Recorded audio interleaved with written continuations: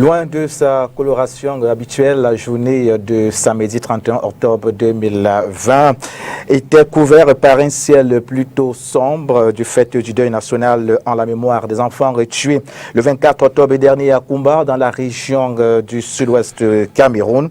Au moins 8 enfants de 9 à 12 ans ont été arrachés à la vie dans leur salle de classe au cours d'une attaque orchestrée par une bande armée. Faudrait-il le rappeler, ce deuil national a été décrété par le chef de l'État, Paul Biya, un décret qui a laissé libre cours à plusieurs analyses, voire interprétations de l'opinion nationale, voire internationale. C'est d'autant plus que cela intervient au moment où des voix réclamaient la présence illico presto du chef de l'État, Paul Biya, au lieu du carnage Koumba. Cet acte de Paul Biya décrétant une journée de deuil national en faveur des disparus du 24 octobre 2020. Le dédouane-t-il désormais de toute responsabilité?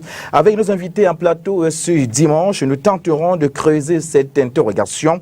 Il n'en sera pas moins des autres questions et relatives qui en découleront. Ceci dit, mesdames, messieurs, bon dimanche et bienvenue à cette autre livraison de cet hebdo sur Spectrum Télévision.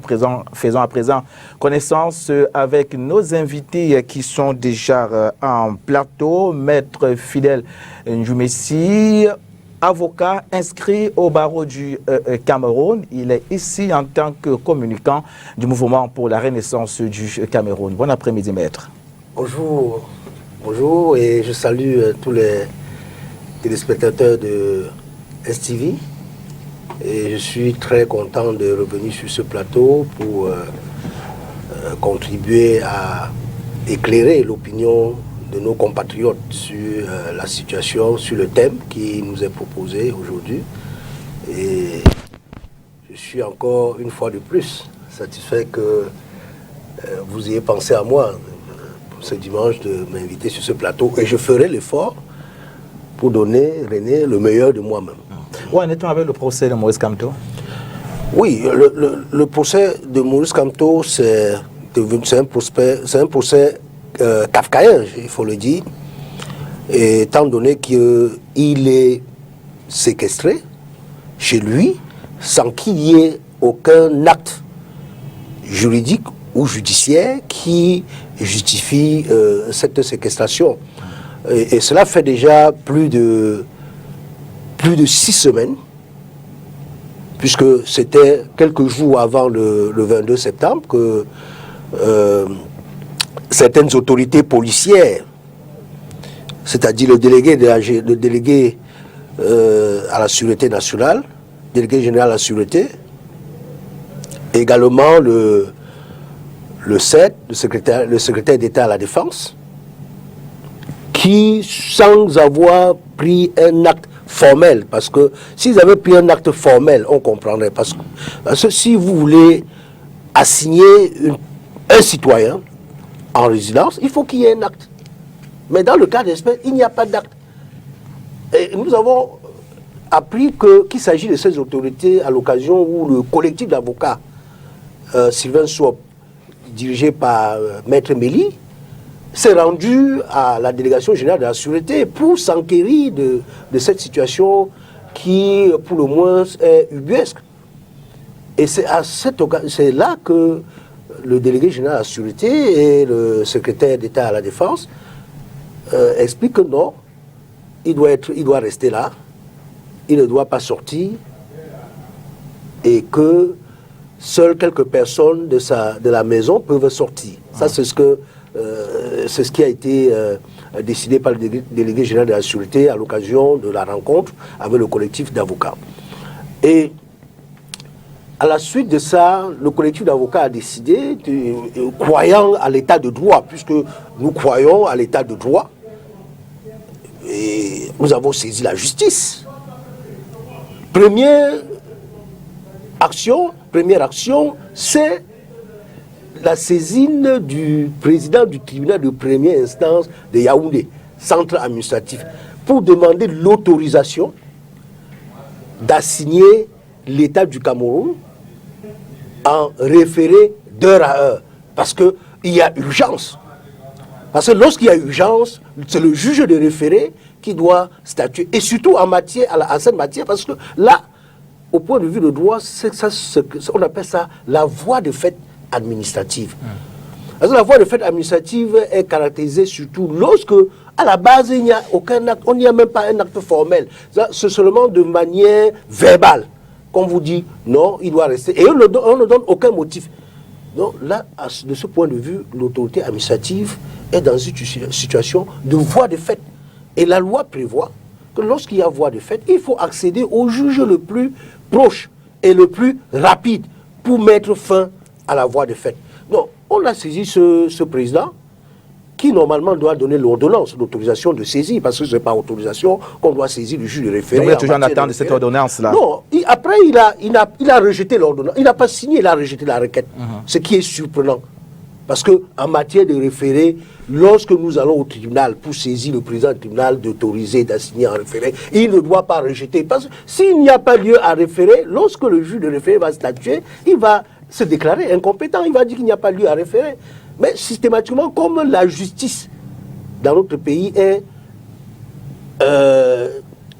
à la solde de l'exécutif, il a dû appeler ses patrons qui lui ont dit ne signe pas cette ordonnance-là. Bon, quoi qu'il faille le vérifier. Bon. Maintenant, nous sommes passés outre, nous avons laissé cette voie, puisqu'il y a deux voies pour aller en référé. Vous avez il y a le référé de A1 et ensuite il y a le référé ordinaire. Le référé ordinaire, on sait seulement l'assignation, on va chez l'huissier, on prépare l'assignation, on voit l'huissier qui va servir aux personnes qu'on veut attraire à la justice. C'est ce qui a été fait et cette affaire est pendante. Une fois de plus, on a encore, le tribunal a renvoyé et l'État du Cameroun a conclu à l'incompétence du juge des référés. À la prochaine audience, le collectif d'avocats va produire ses observations par rapport à ces conclusions de l'État du Cameroun et on attend que le juge se prononce. Mais je n'y crois pas beaucoup. Je suis convaincu que ce sera encore l'incompétence. D'accord, c'est compris. Un autre invité avec nous aussi ce dimanche, c'est André Luther Meka, enseignant et administrateur à l'université de Douala. Il est ici ce dimanche en qualité de communicant du Rassemblement démocratique du peuple camerounais. Bon après-midi, André Luther. Bon après-midi et bon après-midi à tous les téléspectateurs de STV, de cet hebdo, qui est devenu un rendez-vous culte de tous les dimanches et qui met sur la table les débats d'intérêt général et d'intérêt national. Je suis ravi que vous puissiez inviter une fois de plus le RDPC que modestement je représente sur ce plateau. Alors avec vous, André Luther Meka, on va dire, rappeler que la presse locale, à l'instar du quotidien Le Messager, est revenu sur la catastrophe des dégâts avec un accent particulier sur les promesses non tenues du gouvernement. Le dit quotidien en veut donc pour preuve la stèle en hommage aux disparus, le réaménagement de l'axe Ezeka Marka Ngoumou qui sont dans l'oubli. Alors, qu'est-ce qui n'a pas marché, ça, d'après vous? Ce qui n'a pas marché, et comme vous pouvez le constater, Monsieur Moto, le Cameroun est asphyxié par un certain nombre d'aléas, qui sont des aléas conjoncturels. Vous savez très bien que nous sommes asphyxiés par une crise de Boko Haram, nous sommes asphyxiés par une crise sociopolitique, notamment politico-culturelle, qui sévit, n'est-ce pas, au nord-ouest et au sud-ouest. Et comme si cela ne suffisait pas, il y a eu, n'est-ce pas, la Covid-19. Donc, vous pouvez constater que tous ces aléas conjoncturels, conjugués au même moment, ne peuvent que retarder un certain nombre de projets. Et en ma qualité de représentant du RDPC, je peux vous témoigner la bonne foi du gouvernement, notamment dans la prise, n'est-ce pas, de ces décisions, qui va nécessairement, puisque selon cela a été des engagements pris solennellement, pouvoir exécuter ces engagements, mais tous les Camerounais qui nous regardent et qui sont au courant, n'est-ce pas, des logiques sociales et de la situation économique de leur pays, savent que leur pays passe des moments difficiles à travers, n'est-ce pas, ces aléas conjoncturels dont je viens d'évoquer. Également en plateau avec nous ce dimanche, c'est Vincent Dopol Yédé, conseiller municipal à la commune d'arrondissement de Douala 3e. Il est ici ce dimanche en qualité de communicant du PCRN. Bon après-midi, monsieur Yédé. Bon après-midi. Merci, bon après-midi à mes copanélistes. Je salue vos milliers de téléspectateurs. Et merci pour l'invitation qui m'a faite. Alors, avec vous, j'aimerais avoir votre avis sur les élections aux communes et villes unies du Cameroun. Les unes livreront leur verdict le 3 novembre prochain. C'est un secret de polichinelle. Jusqu'ici, 2 candidats sont en lice. Augustin Tambar, maire de la commune d'arrondissement Yaoundé 7, et Aboubacar Abo, PCA de Cameraï. Oui. Votre cœur bat pour quel candidat? Non, pas véritablement. Mais c'est quand même intéressant de voir ce qui va se passer parce que il ne vous a pas échappé que c'est depuis 2003 que cette institution existe. Et elle a toujours eu à sa tête Émile Andé Andé, qui tout simplement parce qu'il n'a pas été reconduit au poste de maire de Yaoundé 1er, qui s'est retrouvé hors jeu. Donc là maintenant, c'est 2 candidats qui viennent de 2 bords différents et qui vont s'affronter. Mais nous savons par habitude le consensus a toujours primé dans ce genre d'institutions. Et nous osons croire qu'ils finiront bien par trouver ce consensus. Parce qu'il faut le dire, c'est une institution qui a vocation vraiment de constituer une plateforme entre les différentes communes et qui leur permet entre elles d'échanger et de défendre leurs intérêts mutuels. Et donc, à cette occasion, nous ne souhaitons pas qu'il y ait une fissure ou une césure dans la maison, mais qu'ils finissent par tous tomber d'accord. Sauf que on semble avoir... il y a une sorte de météo qui n'intéresse pas bon nombre de Camerounais, notamment ceux qui sont concernés par ces élections.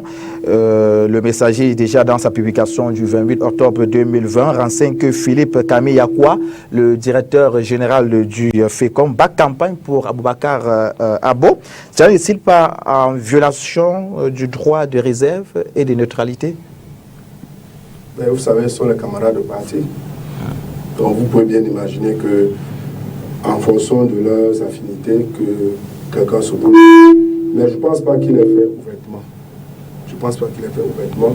Et je m'interroge quand même parce qu'il y avait une candidature, celle du maire de Woum, qui a fait consensus entre les différents maires du nord-ouest et du sud-ouest et qui se présentait comme étant le candidat anglophone et qui estimait que les anglophones n'avaient jamais eu l'opportunité de diriger cette institution et qu'il était temps pour qu'un anglophone la dirige.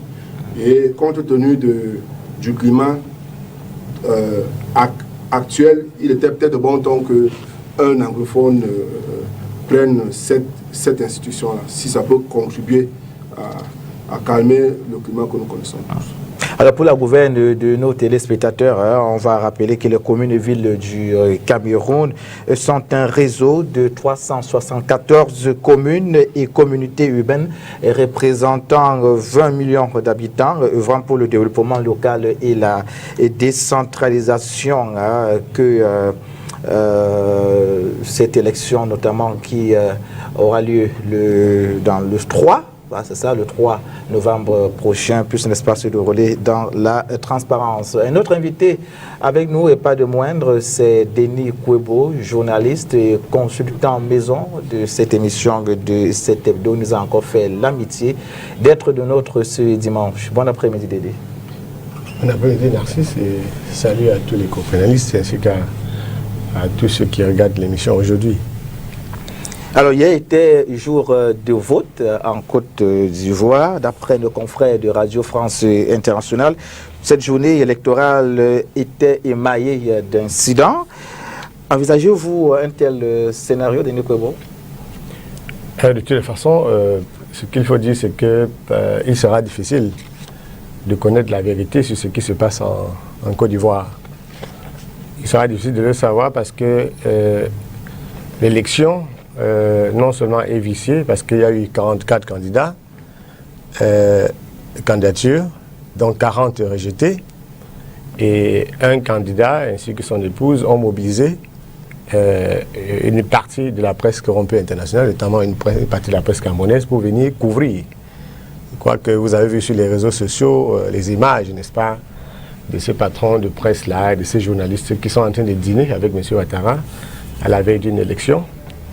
J'ai envie de prendre le risque de dire également que dans cette délégation qui a été sponsorisée par M. Ouattara pour couvrir l'élection présidentielle en Côte d'Ivoire, il y a le président de la commission de délivrance de la carte de presse du Cameroun, je ne vais pas citer son nom, et je peux à titre officiel engager le gouvernement camerounais à expliquer pourquoi est-ce qu'une institution aussi importante, même si nous la recusons, peut être associée à une activité de corruption électorale. Vous savez que par le passé, nous avons toujours eu cette position-là.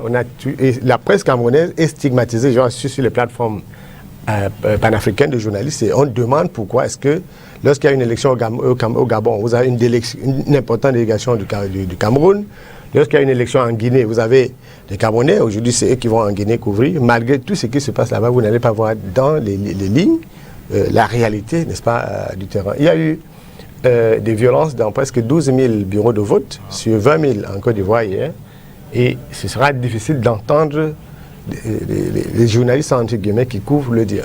Je reste sur ce point-là parce que vous ne pouvez pas vouloir une chose et son contraire. Et vous ne pouvez pas être progressiste au Cameroun, conservateur ailleurs. Les personnes qui se battent pour la liberté à travers le monde sont d'un seul côté. Ceux qui sont contre la liberté sont d'un côté. Vous pouvez vous battre contre si on prend le cas de notre pays, vous pouvez vous battre pour la liberté étant de l'opposition, pour battre pour la liberté étant du parti au pouvoir ou de tout autre parti politique. On voudrait que l'opinion puisse de temps en temps être informée de façon saine. Et nous disons que pour le cas de la Côte d'Ivoire, on n'aura que des allégations. Nous ne pouvons pas fonder notre information sur ce qui a été dit par des gens qui sont payés par un candidat. Et c'est ce qui fait problème. Je le dis pour la Côte d'Ivoire, pour dire qu'on l'a souvent ici, au Cameroun, où on couvre une élection présidentielle avec carte journaliste pour certains grands organes de presse. Est-ce que vous avez vu une telle couverture, un tel déploiement où il y a des directeurs de publication, des promoteurs de radio et de télé, circuler à travers le Cameroun pendant une campagne électorale? Non. Il arrive que les photos qui circulent dans les journaux au Cameroun soient des photos des réseaux sociaux. Il arrive que les images qui passent dans certaines télévisions au Cameroun pendant une élection présidentielle viennent également des réseaux sociaux. D'où vient-il que ceux qui ne couvrent pas une élection dans leur pays sont en train de la couvrir ailleurs? Donc moi, j'ai tenu à le dire parce que vous allez avoir une opinion assez diverse dans la rue sur ce qui se passe en Côte d'Ivoire pour la simple raison que non seulement le processus lui-même est vicié en Côte d'Ivoire, mais nous qui devions informer l'opinion, on participe à ce processus-là et ce n'est pas bon. Il faut le dire. Personne ne souhaite la violence en Côte d'Ivoire. La violence, il n'y a personne qui ait un jour gagné à la suite des violences. Quand il y a les casses, on ne choisit pas les maisons à piller, on ne choisit pas celles à incendier. Il y a toujours quelqu'un qui paye le prix des violences. Donc, vous n'avez pas à attendre de moi, journaliste, que je dise que c'est inévitable que la situation dégénère en Côte d'Ivoire. Tous les Ivoiriens souhaitent rester en paix, même s'ils peuvent ne pas, par ailleurs, être d'accord avec le passage en force. Ça, c'est une opinion personnelle, le passage en force de M. Ouattara qui brigue un mandat, alors qu'il avait annoncé à l'opinion mondiale qu'il n'allait pas se représenter. Les médias internationaux, on a vu au Cameroun, tout le monde a fêté Ouattara. Sur les réseaux sociaux, tout le monde a fait. Si vous fouillez les pages Instagram de tous les journalistes, les leaders d'opinion, les leaders politiques, tout le monde a dit voilà un exemple en Afrique. Et le jour où M. Ouattara a changé de parole, personne n'est revenu dire qu'il y a un problème. Autre chose, si vous remarquez le déploiement des médias en Côte d'Ivoire, vous demandez si ce pays va cesser un jour d'être un comptoir. On ne peut pas avoir une élection où, sans discrimination aucune, les médias francophones sont surreprésentés en Côte d'Ivoire. Est-ce qu'il n'y a pas des enjeux politiques au-delà de la seule Côte d'Ivoire dans cette élection? Pourquoi est-ce que tout le monde y va? Vous avez vu mes confrères par exemple des RFI qui sont surreprésentés au plus haut niveau, alors que pour une élection camerounaise, vous voyez de temps en temps qui arrivent. Donc c'est à peine si on peut avoir un reporter qui couvre nos élections. Pourquoi est-ce qu'il y a cette forte concentration des médias sur la Côte d'Ivoire? Est-ce que c'est pour le passage en force? Est-ce que c'est parce que c'est un contre 3 du précaré français libre à chaque Camerounais, à chaque Africain, d'apprécier cette mobilisation qui n'existe pas quand c'est le Kenya ou le Zimbabwe, vous n'allez pas voir la même chose. Mais quand c'est un pays francophone, vous avez l'ensauvagement même de on va signaler à votre suite, Denis Kobo, que près de 7,5 millions d'électeurs étaient appelés aux urnes le 31 octobre dernier en Côte d'Ivoire pour le premier tour de l'élection présidentielle, un scrutin boycotté par l'opposition et qui a lancé un appel de désobéissance civile. On va signaler à tout fin utile qu'il n'y aura donc pas de résultats immédiats selon la commission électorale. À présent, la pause Arthur.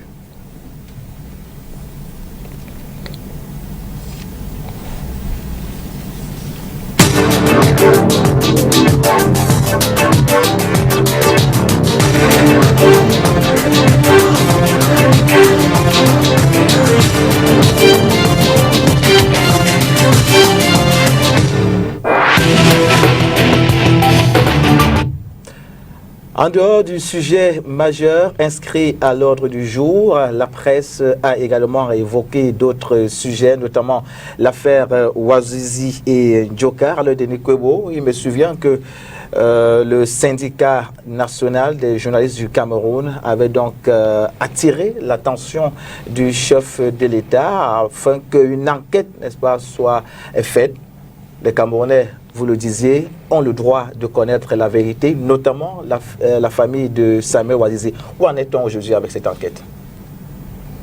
Bon, je veux dire que je ne suis pas, nous ne sommes pas dans le secret de l'enquête. Avez-vous l'impression quand même que le chef de l'État a écouté le syndicat national des journalistes du Cameroun? Je suis intervenu sur RFI il y a quelques jours, à l'occasion de la journée mondiale de lutte contre l'impunité des crimes commis contre les journalistes. Nous avions attiré l'attention de l'opinion sur ce qui s'est passé. Nous avions une position de principe assez ferme et tout ce qu'on demandait, c'était la bonne information. Un syndicat n'a pas vocation à être un tribunal ou à être un commissariat. Et nous n'avons aucun dispositif tant légal que physique pour aller, n'est-ce pas, faire éruption dans certaines unités au fin de régler le problème. On avait à l'époque demandé une commission d'enquête indépendante et le but de cette commission c'était de laver l'honneur du Cameroun, tout simplement. Ce n'était pas une position seulement corporatiste. Et la dernière information que nous avons eue, c'est que le président avait ordonné une enquête. Lorsqu'on m'a posé la question sur les médias internationaux, j'ai dit ce que nous demandons c'est la vérité. Et qu'au lieu de rester sur le mur pour appuyer, il était plus sage pour nous parce que ce qui est arrivé hier aux journalistes peut arriver demain à d'autres journalistes. Nous, la position sage que nous avons adoptée, c'est d'attendre donc qu'on nous publie les conclusions de l'enquête. Et on ne pourrait aviser que, en raison, n'est-ce pas, de ce qui nous sera présenté comme information maintenant de là. Je sais que beaucoup en réalité, on tente même de nous prendre nous-mêmes en otage, comme si c'est nous qui allions faire le travail des autorités établies. Il y a un président qui a été élu en 2018, et les Camerounais lui ont confié la charge d'administrer les affaires de la société. Notamment, en tant que chef suprême de la magistrature, il lui revient à lui de faire en sorte que chaque Camerounais ait droit à une saine administration de la justice. Donc, pour qu'on ne nous présente pas comme étant de va-t-en-guerre ou étant des fauteurs de troupes, on dit on s'en tient à ce que les institutions vont décider. Libre à nous maintenant d'aviser lorsque nous avons dit. Voisin n'est pas seul dans...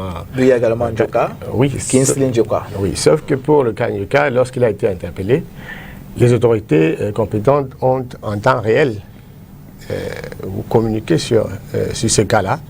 Ils ont donné l'information qui venait d'eux et il revenait maintenant à la famille de Djokar, à lui-même et ses conseils de faire le reste. Nous, en tant qu'organisation syndicale, on travaille pour les intérêts socio-professionnels de nos membres. Lorsque nous sentons, n'est-ce pas, l'impérieuse nécessité d'aller au-delà des membres, en tant que représentant moral de la corporation, nous, on peut intervenir si, par exemple, Djokar n'a pas d'avocat ou s'il avait besoin d'assistance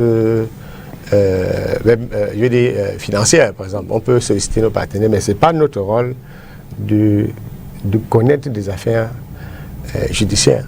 Il y a une justice ici, au Cameroun, et dès que le processus est enclenché, la presse, et ça c'est ce qu'on leur demande, la presse doit se charger uniquement maintenant de faire de la chronique judiciaire en suivant ces affaires-là au jour le jour.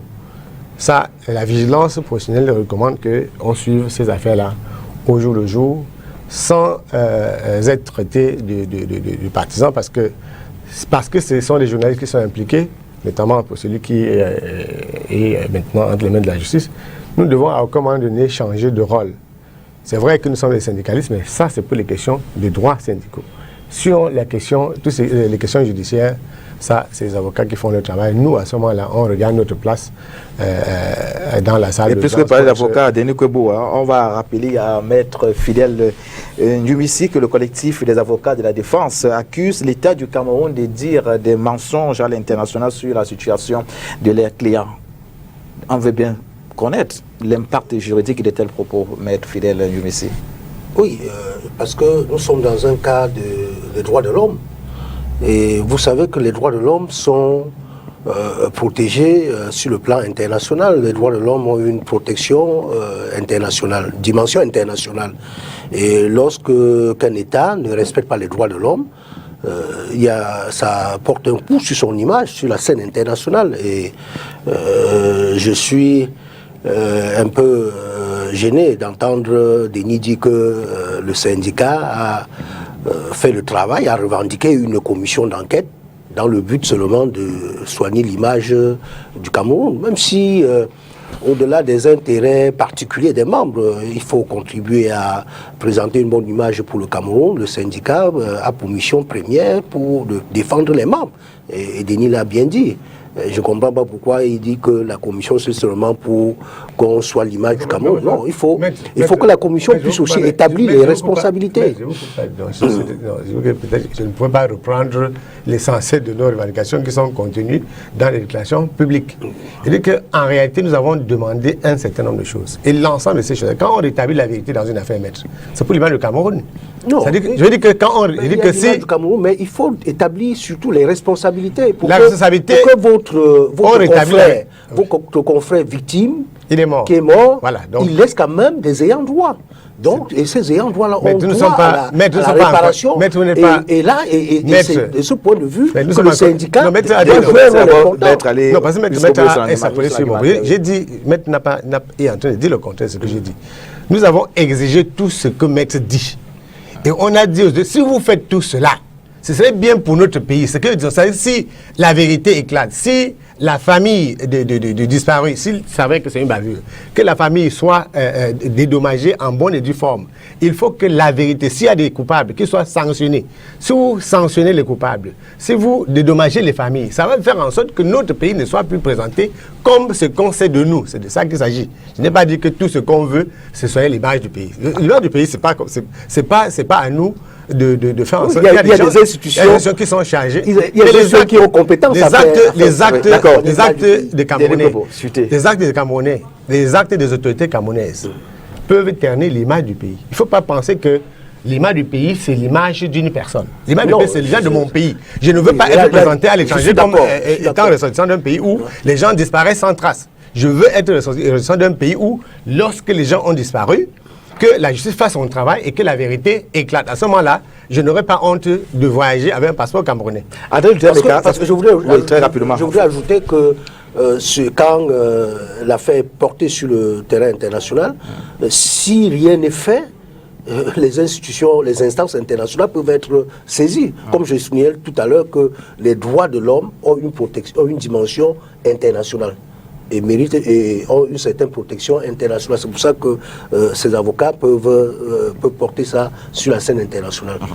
André Temeka, ça fait pratiquement un an que Samuel Ouazizi a disparu. Ses parents, jusqu'à aujourd'hui, ils ne connaissent pas encore la vérité. Une commission d'enquête a été diligentée jusqu'à ce jour. C'est silence radio. Pourquoi ça coince toujours quand il faille diligenter une enquête à la suite d'une tuerie ou alors d'un massacre ou d'une catastrophe? Je ne sais pas s'il y a eu des tueries ou des massacres au Cameroun, mais ce que je voudrais vous dire, et notamment dire à tous les Camerounais, c'est que le chef de l'État, son Excellence Paul Biya, président du Conseil supérieur à la magistrature, a toujours commis des enquêtes lorsqu'il y a des bavures, qu'elles soient policières ou militaires. Et notamment dans la bavure de Garbu, il y a eu une enquête et je crois qu'on a eu les résultats de l'enquête. Les accidents ferroviaires, notamment des écarts, il y a eu des enquêtes. En ce qui concerne également la situation de M. Ouazizi, sa disparition, il y a une enquête qui a été ouverte par le chef de l'État. Je voudrais vous dire, M. Moto, qu'il faut que les gens fassent une scission, une distinction entre le journalisme et le militantisme. Parce qu'il y a des journalistes qui sont militants ou qui sont, n'est-ce pas, des justiciers des causes. Et lorsque vous êtes déjà des justiciers des causes et que vous adhérez à une idéologie, vous n'êtes plus journaliste. Il faut qu'on s'accorde avec M. Kobo dans ce sens-là. Parce que dans ce sens-là, il y a des journalistes qui sont des militants, qui font des marches et qui, effectivement, au travers de leurs activités, prennent, n'est-ce pas, des positions politiques. Et lorsque vous faites des marches, lorsque vous êtes un activiste, lorsque vous êtes, n'est-ce pas, à la cause d'une idéologie qui peut être une idéologie hérétique, c'est-à-dire qui est une fausse idéologie, vous devez en rendre compte. En ce qui concerne M. Ouazizi et d'autres, notamment le cas de Mme Mimi Mefo, il semble, dans les informations que j'ai, que certains journalistes travaillent dans la logistique des Ambazoniens.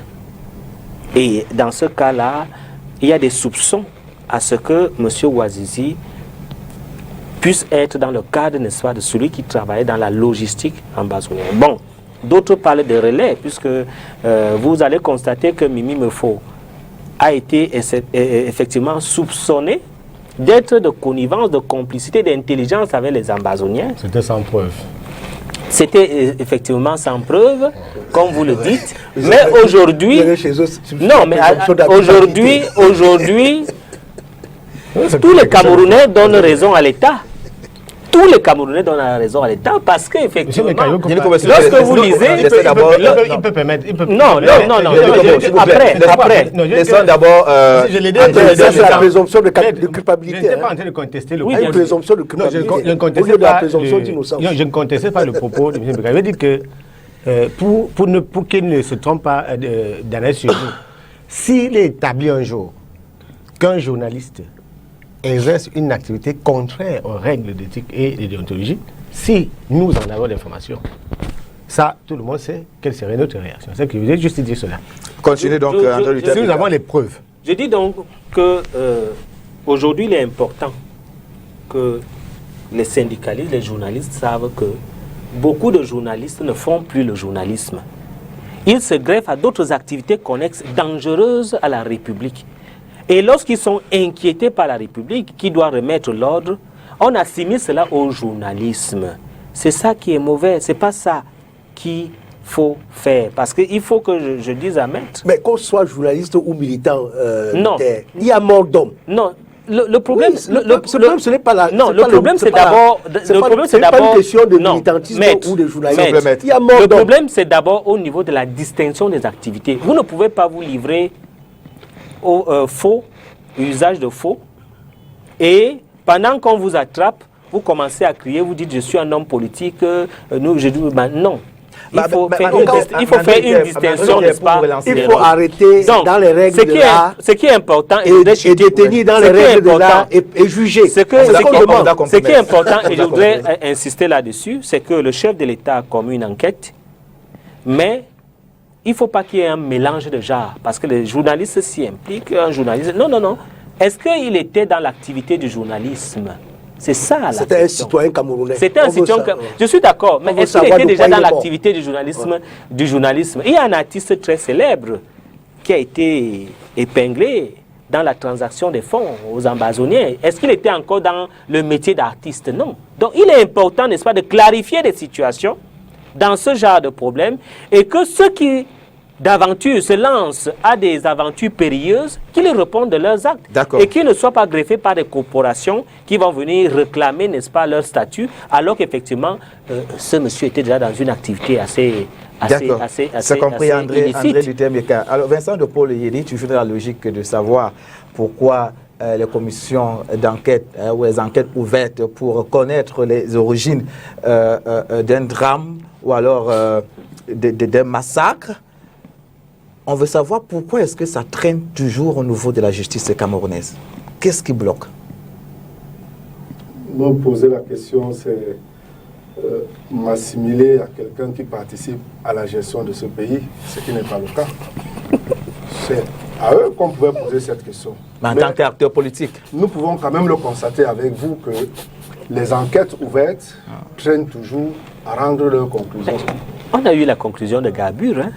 on parle de la lenteur. Ce n'est pas la seule. Ezeka également, Ça traîne je crois toujours. qu'on a rendu la On conclusion. veut comprendre pourquoi est-ce que ça traîne, André Voilà. Lutemeka. Donc, il est clair qu'il y a un problème de proactivité et un problème de management dans la gestion de ce genre de choses. On ne devrait pas courir après des responsables à qui des missions précises ont été confiées pour qu'ils communiquent là-dessus. Tout ce que nous faisons là aujourd'hui, c'est des spéculations. On aurait bien pu s'abreuver sur leur sortie, sur leur discours, sur leur compte rendu. C'est des choses basiques.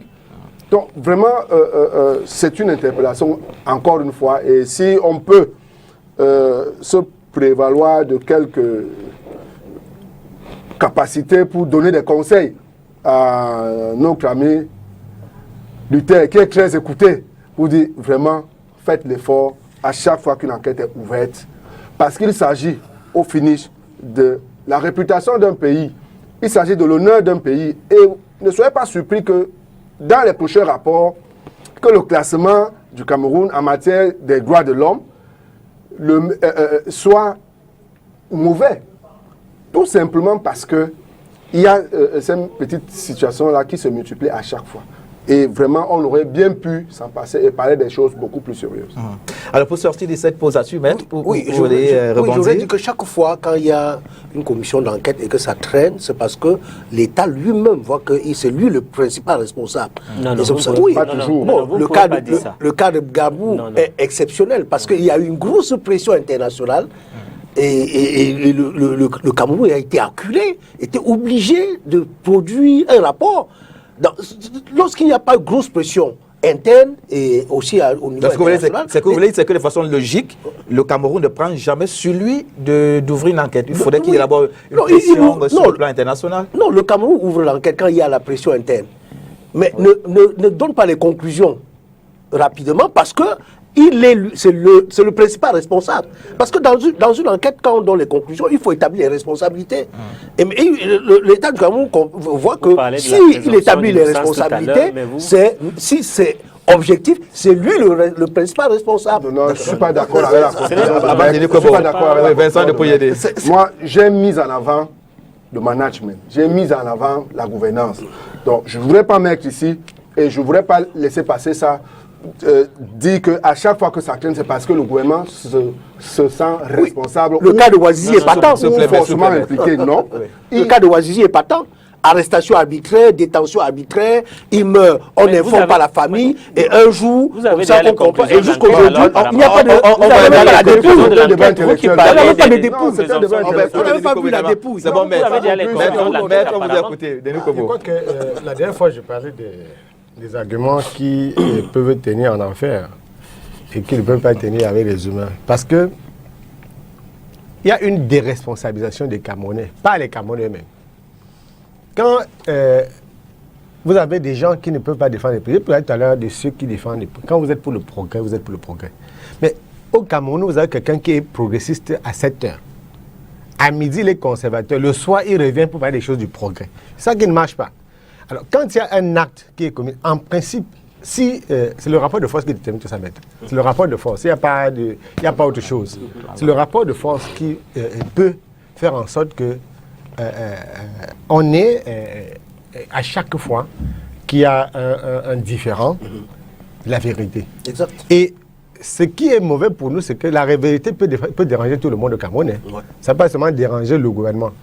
Le jour où nous allons réussir à construire une citoyenneté pour que l'État soit garant de l'intérêt général. Parce que je sais que chaque fois qu'on dit État, j'ai l'impression qu'on parle du gouvernement. Quand on parle du président de la République, l'État, ce n'est pas le président de la République. Il y a des institutions étatiques. Là, et les institutions étatiques... Mais je suis d'accord avec toi. Il dit que nous devons travailler à construire. Oui, je suis d'accord avec toi, Denis, mais il ne faut pas soutenir la thèse selon laquelle certains veulent déresponsabiliser l'État. Oui, parce que moi, quand je vais revendiquer, je revendique. L'État, c'est pour tous les Camerounais. Oui, non, moi, l'État, c'est pas pour les Camerounais. Moi, non, je dis que... L'État, c'est pas pour tous les Non, Camerounais. l'État, c'est pas L'État et que les institutions... C'est les institutions. Les institutions ceux étatiques. qui sont en charge des institutions. Les C'est ça, institutions, l'État. oui, voilà, les Je suis d'accord avec toi, Denis. Les institutions étatiques sont là pour tout le monde. Je dis que quand il y a un crash, un accident de train, par exemple, le fait de demander que la lumière soit faite, c'est pas, on ne demande pas cette lumière contre le gouvernement. Si vous-même, citoyen, vous mettez à demander des comptes comme si vous pensez que c'est l'État ou qui avait fait dérailler le train, on n'aura pas de résultat. Il s'agit de faire en sorte que, parce que autant on peut, l'État peut enquêter pour si l'État met, quand il y a eu un assassinat à Yaoundé, ça fait pas longtemps, et un homme politique célèbre de ce pays s'est été accusé. Si le président n'avait pas décidé de le sauver, il serait en prison. Et si on l'avait mis en prison, beaucoup de Camerounais se seraient levés pour dire qu'on est en train d'embastiller un leader d'opposition qui avait tué un Camerounais devant nous. Il y a un Camerounais qui a été tué à Yaoundé devant tout le monde. C'est parce qu'au Cameroun, il y a des gens qui sont au-dessus de la loi que cet opposant n'est pas parti en prison. Exact. Donc il arrive ici au Cameroun que, parce qu'on peut tolérer qu'un citoyen meurt au sein d'un parti politique et on ne fait rien, au commanditaire, moi j'avais vu le moment où cet homme politique demandait qu'on aille lancer l'assaut. Il avait parlé à la télévision. Et quand on a fermé les yeux entre guillemets sur l'affaire, personne de nous n'a rien dit. Donc le problème chez nous, c'est que il y a des risques graves au Cameroun que ceux qui tiennent les rênes de l'État aujourd'hui, lorsqu'ils ne seront pas là, le pays risque d'être ingouvernable parce que ceux qui prétendaient, qui aspiraient à la fonction étatique, aspiraient à une justice, à l'exclusion d'une justice qui s'applique à eux-mêmes. Les citoyens conscients qui assument pleinement leur citoyenneté à travers le monde, dans des pays, ont des revendications impersonnelles. Exact. Je ne revendique pas parce que ce n'est pas moi qui suis au pouvoir. Il faut que nous engagions tous à ce que la transparence qui est demandée là s'applique à chaque citoyen. C'est-à-dire, quand je serai dirigeant, quand vous serez dirigeant, quand Mika sera dirigeant, il faudrait que la transparence qu'on demande s'applique à nous. Si la transparence est exigée seulement parce que c'est un agenda politique. Il y a beaucoup de revendications qui sont politiques. Quand vous faites des revendications politiciennes, tout à l'heure, je me suis abstenu de rester dans la ligne de départ qui était la mienne en termes corporatistes. Pourquoi? Parce qu'il ne faut pas qu'on profite du fait que nous restions corporatistes pour ne pas me donner une réponse. À un moment donné, il faut poser une question citoyenne et attendre la réponse. D'accord. C'est quand la réponse ne viendra pas qu'on revient à la charge. Je ne peux pas en même temps poser une question et harceler comme si nous avions préparé nous-mêmes la réponse. On demande à savoir. Quand André la vérité est bien pour tout le monde. Vous voulez rebondir? Je voudrais préciser que ce que monsieur maître Fidèle monsieur vient de dire est pratiquement irresponsable de sa qualité d'avocat. Il ne peut pas déjà, en tant qu'un homme de droit, de loi, indexer déjà le gouvernement par rapport, n'est-ce pas, à ces enquêtes-là. Parce que dès lors qu'il indexe déjà le gouvernement, ça veut dire qu'il biaise même d'abord les enquêtes et il oriente, n'est-ce pas, les enquêtes par rapport à un certain sens. Moi, je voudrais préciser ici, et c'est important de le dire aux téléspectateurs, que moi, j'ai l'impression que la démocratie au Cameroun est devenue le libertinage. Je vous rappelle qu'il y a des pays en Afrique où les journalistes sont condamnés pour avoir offensé le roi. Notamment en Tunisie et en Namibie. Nous sommes dans le monde africain. Nous connaissons qu'effectivement, il y a même des pays où les journalistes n'ont pas le droit de s'exprimer d'une certaine... Lorsque vous faites un article contre le gouvernement, vous êtes épinglé. Donc, il ne faudra pas que, parce que le chef de l'État, le président Paul Biya, est un apôtre de la démocratie, et celui qui a apporté la démocratie et qui a amené la démocratie du Cameroun à un certain niveau où il faudrait que les gens commencent à faire le libertinage. Je précise, pour que les Camerounais comprennent très bien, qu'il y a un mélange de genres dans le journalisme. Pourquoi le mélange de genres? Parce qu'il y a des journalistes... Non, moi je suis dans le journalisme parce que nous parlons d'un cas précis. Dans le journalisme, il y a des journalistes qui entrent dans des réseaux de déstabilisation du Cameroun, qui entrent dans des réseaux d'affairisme, dans les réseaux de la politique, n'est-ce pas, de déstabilisation. Et lorsqu'ils sont épinglés, ils doivent répondre de leurs actes en tant que citoyens camerounais, non en tant que journalistes. Et ceux qui soutiennent le régime ont fait comment? Ceux qui soutiennent le régime. Qui sont contre le régime et ceux qui sont pour le régime ont fait comment? Bon, je vais vous répondre. Il y a une différence entre le normal et le pathologique. Il y a une différence entre le bien et le mal. On ne peut pas vous condamner parce que vous soutenez STV, mais vous pouvez être condamné parce que vous déstabilisez les activités de STV. Ça, c'est le pathologique et la normale. Donc, ceux qui sont dans la normale et l'illicite doivent être notamment inquiétés par la République. Si vous marchez parce que vous soutenez les institutions, parce que vous voulez que les institutions puissent, n'est-ce pas, pouvoir être dans la stabilité, dans l'émergence, mais vous devez être encouragé par la société. Mais si vous marchez pour casser, si vous marchez pour détruire, effectivement, la société et l'État doivent, n'est-ce pas, requérir à la violence légitime pour, effectivement, vous remettre en ordre. Donc, il est normal que ceux qui soutiennent le régime, qui est, n'est-ce pas, le Dieu sur terre et qui travaille pour tous les Camerounais, qu'ils soient soutenus. Mais ceux qui veulent, effectivement, déstabiliser le régime, notamment déstabiliser les institutions et, n'est-ce pas, la société, doivent également être, n'est-ce pas, je constate que cette pause d'Arthur déchaîne de passion. Voilà, on fait le dernier tour de table. Je voulais dire, je voulais dire à M. Meka et à d'autres personnes qui s'intéressent à l'activité médiatique, les journalistes professionnels du monde entier sont ceux qui observent les règles professionnelles. Les règles professionnelles sont contenues dans la charte universelle. Quand vous menez une activité qui est contraire aux articles de la charte, vous n'êtes pas journaliste. Ça, c'est une chose. Moi, je suis militant politique. Et à aucun moment donné, il ne va m'arriver de faire les deux métiers en même temps. Quand je mène l'activité politique, je suis dans l'activité politique. Rien à voir. Tout à fait. Le jour où j'irai à une manifestation politique, je n'irai jamais en tant que dirigeant syndical ou en tant que journaliste. Ça doit être clair. Je ne veux pas mélanger les activités. J'ai parlé de la Côte d'Ivoire. C'était par rapport... C'est des choses importantes. Un journaliste ne peut pas, parce que M. Djoubissé est candidat à la mairie de Douala Premier, Douala Troisième, passer tout son temps à dîner à table avec M. Djoubissé, alors qu'il y a 5 autres candidats. Ce n'est pas une activité professionnelle. Donc si ce jour-là, quelque chose m'arrive chez M. Djoubissé, c'est une affaire privée. Et ce n'est pas un journaliste qui aurait eu des problèmes chez M. Djoubissé. Nous aussi, c'est pour ça qu'on a été suffisamment clair. Les journalistes camerounais, dans leur immense majorité, sont professionnels. Ça, c'est rare de voir le type de professionnel qu'on a ici, ailleurs, en Afrique. Vous allez dans les autres pays, là, moi je vais citer les pays, on n'est pas aussi professionnel dans les conditions difficiles où les gens exercent, ils se battent. Il se trouve par contre que il y a des gens qui mènent d'autres types d'activités. Par exemple, les relations publiques. Quand vous êtes dans un avion, pour aller soutenir un candidat, un journaliste ne soutient pas un candidat, mais c'est son oncle. Moi, je ne soutiendrai pas Mekake, mon ami de longue date. Jamais, s'il y a une élection, je serai dans ma posture. Si je veux le soutenir, non, si je peux le faire. Je suis libre de le faire. Je laisse ma casquette de journaliste et je soutiens Meka. En tant qu'homme politique en ce moment. Et je ne vais pas le faire le matin et le soir, être en reportage chez M. Djoubissé, qui est candidat face à Meka. Ça ne doit pas se faire. Il faut que, et pour ça que je dis tout à l'heure que ce n'est pas qu'on stigmatise les gens, il faut que dans notre pays, et l'État n'a pas toujours aidé. L'État devrait aussi aider à bien structurer les corporations. Quand on structure bien les corporations, ça va permettre qu'on identifie les professionnels qui font bien leur travail et ils doivent en vivre. Quand les gens sont obligés, quelquefois, de faire d'autres choses pour vivre, ça doit être un peu c'est comme si l'État est comme le parent.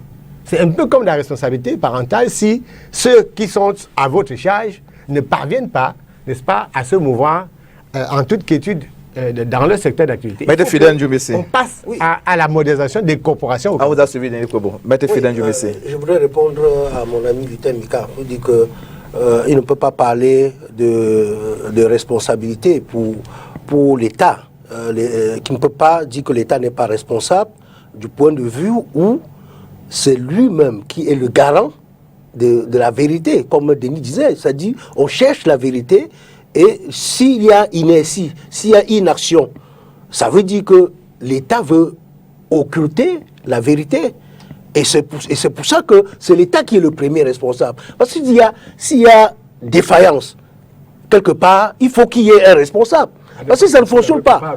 Oui, oui, je n'ai pas parlé de culpabilité. Moi, je parle beaucoup plus de la responsabilité. Oui, la culpabilité, c'est celui auquel le fait punissable est imputable. Mais si quelqu'un, quelque part, n'a pas contribué à ce qu'on voit la vérité, il est responsable. C'est de ça qu'on parle. D'accord. Il fallait bien établir ce distinguo. Alors, j'espère que c'est bon avec Eric. Alors, Yédé, votre dernière prise de parole. Oui, je veux rebondir là par rapport à la dernière prise de parole du docteur Mercaliter. Je ne suis pas encore docteur. Ben, écoutez, c'est tout le mal que je vous souhaite. Pour l'instant, les doctorants. Bon, voilà. Ok. Ah, c'est bientôt. Parce qu'il a présenté, on pourra soutenir ensemble. parce qu'il a présenté le chef de l'État comme étant celui qui favorise l'expression démocratique et tout le reste, qui a amené la démocratie. Tous les acteurs politiques camerounais sont d'accord sur le fait que entre 1990 et 2020 aujourd'hui, il y a eu reculade. Les acquis des années 1990, dont nous jouissons aujourd'hui, à travers une libre expression sur ce plateau de télé, ont été durement conquises. Mais seulement, entre-temps, il y a eu des reculades. Pour ce qui est de la liberté d'association, la liberté de réunion, la liberté de manifestation, la liberté d'expression même. Il vous souvient qu'à un moment donné dans ce pays, on était libre de manifester. Ça fait plus de 10 ans que ça n'existe plus. Le Cameroun de 2000, où chaque formation politique était libre de se déployer tel qu'elle le souhaitait. Nous l'avons vécu ici à Douala. Depuis 10 ans, ce n'est plus possible. Depuis 2008, plus précisément. Parce qu'il faut vous dire que les événements de 2008 partent de l'interdiction de manifestation du gouverneur de cette époque-là, Fayengo Francis, qui avait interdit sur l'ensemble du territoire du littoral toute manifestation d'ordre politique. Et c'est à la suite de cela que honorable Nietzsche a dit qu'il allait manifester. Donc, il y a une reculade à ce niveau-là. Et nous ne pouvons pas laisser ça passer pour dire que les acquis démocratiques du Cameroun doivent être préservés et défendus chèrement par tous les acteurs politiques, y compris ceux du RDPC. Voilà, d'accord. Une minute, je veux dire que les marches, les manifestations publiques en Afrique ont un problème. Je parle du Cameroun. Oui, je vous parle du Cameroun. De 2000 et de 2020. Oui, je vous parle du Cameroun et je vous parle d'Afrique. Chaque fois qu'il y a une marche, une manifestation au Cameroun, il y a les casses. Et je vous prends à témoin le Nigeria, dont on a commencé par une marche pacifique, où il y a eu effectivement une sorte de révolution avec des morts. Nous devons faire attention. Le débat a évolué. Aujourd'hui, il est important que nous sachions, lorsque vous faites une marche, lorsqu'il y a les dérapages, il faudrait que celui qui fait la déclaration de marche, qu'il lui soit imputé les casses et les morts d'hommes et qu'il assume cela. C'est à ce niveau que le débat doit être. Oui, mais faisons-le. D'accord. Oui, mais faisons-le. Alors, on va sortir de cette pause là-dessus. Il faut que ce soit clair. Oui, mais faisons-le. Merci, cher monsieur. Très clair. Non, il faut que ce soit très clair. Merci, cher monsieur. On va évoluer. Merci. Cher monsieur, merci. Merci. On va évoluer. Il nous reste pratiquement 1 heure. Cette heure-là est assez suffisante pour parler du sujet majeur. On vous revient juste après cette petite transition.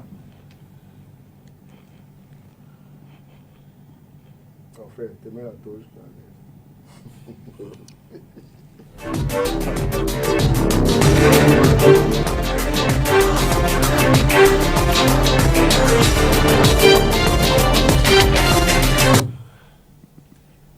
journée du 31 octobre 2020 était jour de recueillement sur l'ensemble du territoire national. Cela fait suite à la monstrueuse tuerie de plusieurs élèves à Kumba, chef-lieu du département de la Mémé, région du Sud-Ouest. Hier samedi donc, le drapeau était mis en berne. D'entrée, chers messieurs, j'aimerais que nous nous interrogions sur la symbolique de la commémoration d'une journée de deuil national. Peut-être faudrait-il commencer d'abord avec André Luther Meka. C'est quoi la symbolique d'un deuil national?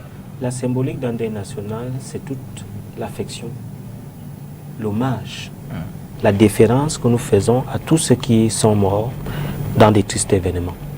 Et à cela, le chef de l'État prend un décret pour, n'est-ce pas, consacrer, pour célébrer, n'est-ce pas, cela face, n'est-ce pas, à la nation.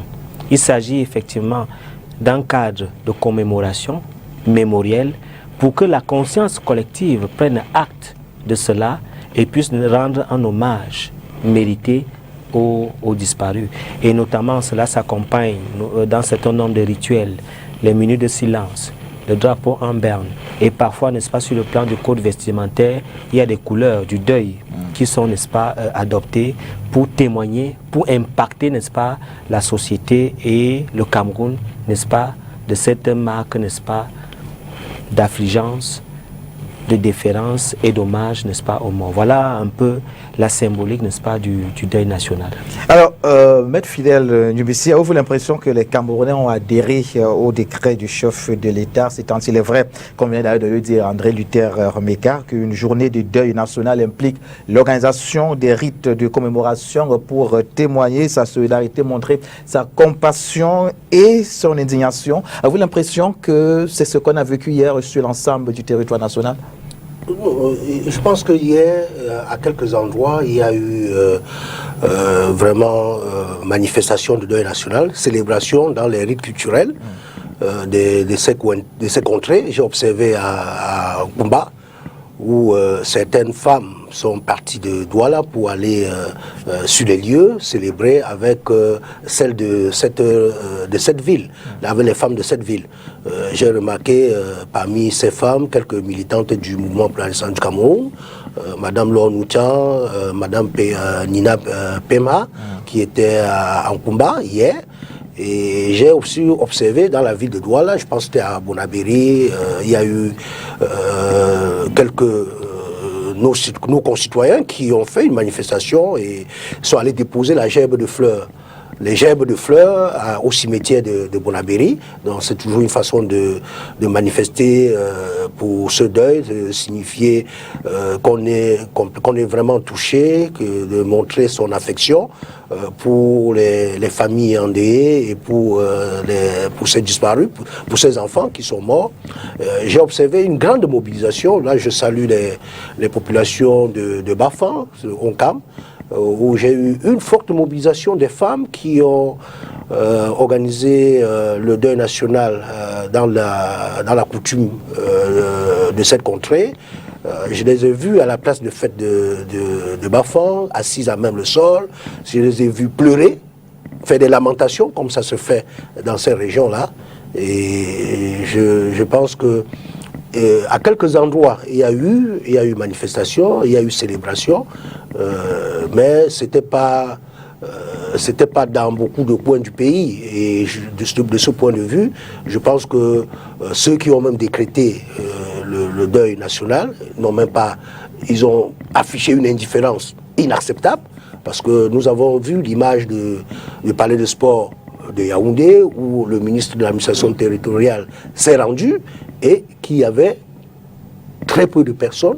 Il n'y a pas eu de mobilisation. On s'attendait à ce qu'il y ait... Qu'est-ce qui peut expliquer cela, selon vous? Non, je pense que c'est le gouvernement qui devrait organiser. Je suis d'accord que l'UTM puisse dire que pour un deuil national, il y a le drapeau en berne, mais compte tenu des circonstances et le statut des personnes qui sont mortes, c'est-à-dire des enfants la catégorie de ces personnes-là, et qui sont même les symboles de la nation, parce qu'ils allaient à l'école, ils vont à l'école pour apprendre, pour contribuer à l'évolution de la nation, et qu'on les a tués à ce niveau. Je pense qu'on devrait organiser un deuil national, pas seulement avec le drapeau en berne. On devait organiser un deuil national avec célébration.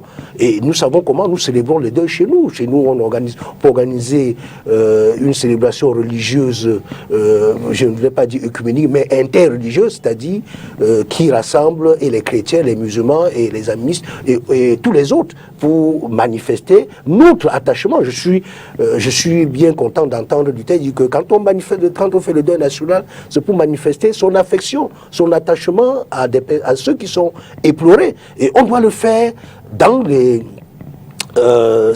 cadres culturels, c'est-à-dire de la façon dont nous faisons le deuil. Parce que il y a une façon de faire le deuil. L'État a parlé du code vestimentaire. Depuis jeudi, moi je suis en noir, comme vous voyez là. Et là, c'est ma façon aussi d'exprimer mon attachement à cette ville de Nkumba, mon attachement à la jeunesse camerounaise, mon attachement à nos enfants, parce que ce sont nos enfants. Alors, Denis Kwebo, dans le descriptif que nous livre Maître Fidèle Ndjoumissi, l'initiative est bonne, mais sauf qu'ici est glissé des manquements. C'est le même constat que vous avez fait hier sur l'ensemble du territoire national? Bon, j'ai beaucoup de respect pour Maître. Mais j'ai bien peur que lui-même n'ait pas compris ce que c'est que le deuil national. Vous savez, bon, il ne faut pas dire des choses graves parce que c'est le deuil national. Les Camerounais sont arrivés à un point où ils ne sont plus émus. Dans mon village, ceux qui partent au champ connaissent la lime. Quand vous utilisez une lime pendant longtemps, à un moment donné, elle ne tient plus. Donc vous mettez sur la machette, ça ne joue plus. Donc le cœur de beaucoup de Camerounais est devenu une vieille lime. Ils ne sont pas émus. Et beaucoup de gens, ce 31, n'étaient pas émus. Notamment, c'est quand, si on est tous africains, et si on n'a pas encore perdu notre africanité, on n'a pas perdu notre humanité, on dit que lorsqu'il y a un deuil pour des gens qui sont morts pour nous, leur mémoire, leur esprit mérite que nous viennent seulement pour être calmes, pour prier, et même peut-être pas pleurer, parce que ces gens ne sont pas morts malades, ils ne sont pas morts dans un lit d'hôpital, ils ne sont pas morts dans la tranquillité, le calme. C'est des gens qui ont été sauvagement assassinés. Et c'est là où la douleur est plus profonde. Je dis que cette douleur est tellement profonde. Elle est tellement profonde que... Et ça justifie qu'on doit pleurer. Je viens. Pleurer, c'est signifie quelque chose chez nous en Afrique. Je dis que les circonstances du drame sont telles que on ne choisit même pas de pleurer ou de ne pas pleurer. Si vous êtes ému, quand on est ému, on ne déclenche pas l'émotion. Quand vous êtes ému, vous êtes seulement ému. Ce n'est pas vous qui décidez. J'ai vu des gens qui sont allés en public, se mettre à pleurer, s'enrouler par terre. C'était juste un spectacle, peut-être même sectaire. Spectacle des gens qui ne savent pas ce qu'est la mort. Moi, je suis un Africain. Quand vous êtes ému, vous êtes touché, vous ne vous contrôlez pas, vous ne partez pas à Kumba ou bien à Douala ou à Edea pour vous enrouler par terre. Non, on s'enroule par terre seul quand on a appris la nouvelle. Ça ne se provoque pas. Si vous êtes pleureur ou pleureuse professionnelle, ça c'est autre chose. Et cette discussion, certains mots, certains commentaires ne devraient même pas exister si on est dans un deuil national. Mais tu as dit qu'il est en noir depuis jeudi. Oui, parce que la fanfaronnade était loin, au point où chacun a décrété son deuil. Quand les gens vont rester au Gabon, au Tchad, aux États-Unis, apprendre que les enfants ont été décapités, massacrés au Cameroun, et chaque personne, selon sa propre volonté, a décrété un deuil national. Moi, comprendre que le glissement est terrible. Que le pays c'est en train, si on n'y prend pas garde, on va vers l'abîme. Pensez que M. Denis Kwebo va décider de la façon dont on va organiser. Le deuil national, ce n'est pas les obsèques nationales. Le deuil national, ce n'est pas seulement, c'est que c'est le drapeau en berne. C'est l'un des symboles, le symbole du Cameroun debout fort. Et il y a des gens qui m'ont attiré mon attention sur le fait que le drapeau que moi j'ai publié n'était pas en berne. Je dis que le drapeau n'était pas obligé d'être seulement en berne, parce qu'à Yaoundé, vous avez vu qu'on a d'abord levé les couleurs, et ensuite Parce qu'il faut qu'en tout temps de cause, ce drapeau-là reste. On ne peut dire donc qu'on ne met pas le drapeau. Si on a fait que le drapeau soit en berne, c'est pour que chaque citoyen camerounais écoute sa propre conscience. Quand il y a ce type d'incident, il y a deuil national, ce n'est pas pour qu'on aille célébrer, pour qu'on aille s'enrôler par terre, c'est pour que chacun prenne une seconde. Il s'écoute lui-même dans son intérêt pour savoir si un jour tu as posé un acte qui puisse entraîner ça. Est-ce qu'un jour il t'est arrivé, par omission ou volontairement, de tolérer, d'encourager? Et on sait qu'il y a des Camerounais qui ont posé des actes faisant en sorte qu'on puisse être décapité chez nous. Il y a des Camerounais qui l'ont fait. Quand vous avez vu les images et même les réseaux sociaux, vous voyez que jusqu'à présent, les gens ne se sont pas écoutés eux-mêmes. Ils n'ont pas écouté leur conscience le 31. Depuis le 24, beaucoup de personnes devaient s'écouter. Moi, j'ai eu la chance de rencontrer des ex-combattants amazoniens qui ne sont pas partis dans le DDR. Ils ont décidé un beau matin de ne plus le faire. Ils sont venus à Douala. J'ai appris un soir, mais il m'a dit que lui, il a été en forêt. Et qu'il s'est dit que personne ne sait qu'il est sorti de Brousse. Il est sorti lui-même. Il dit, pourquoi est-ce que tu es sorti? Il dit que ce que nous faisions là, moi, il dit que je n'ai jamais pensé qu'il pouvait faire ça. J'ai tué les gens. Alors, il faut que... on ne peut pas décréter, puisque les tueries, c'est tous les jours. Les morts, c'est tous les jours. Finalement, on va se retrouver dans un pays de deuil où, chaque 2 semaines, on va décréter un deuil national. Donc, depuis le 31, ce dont on doit parler aujourd'hui, c'est que, qu'est-ce qui peut être fait pour que on ne soit plus obligé chaque semaine de décréter les deuils nationaux au Cameroun. D'accord. Et quand on dit deuil national, c'est que à ce moment-là, le 31, Maître Djibissi cesse d'être quelqu'un du MRC, Meka n'est plus du RDPC, on n'a pas le PCN. Quand on parle du drapeau camerounais, on prend 1 minute pour dire, ok, mettons entre parenthèses ce qui a pu nous opposer, mettons entre parenthèses ce qui a pu nous diviser, parce que voici un événement qui s'attaque aux fondamentaux, aux piliers, c'est-à-dire aux poteaux qui nous tiennent tous.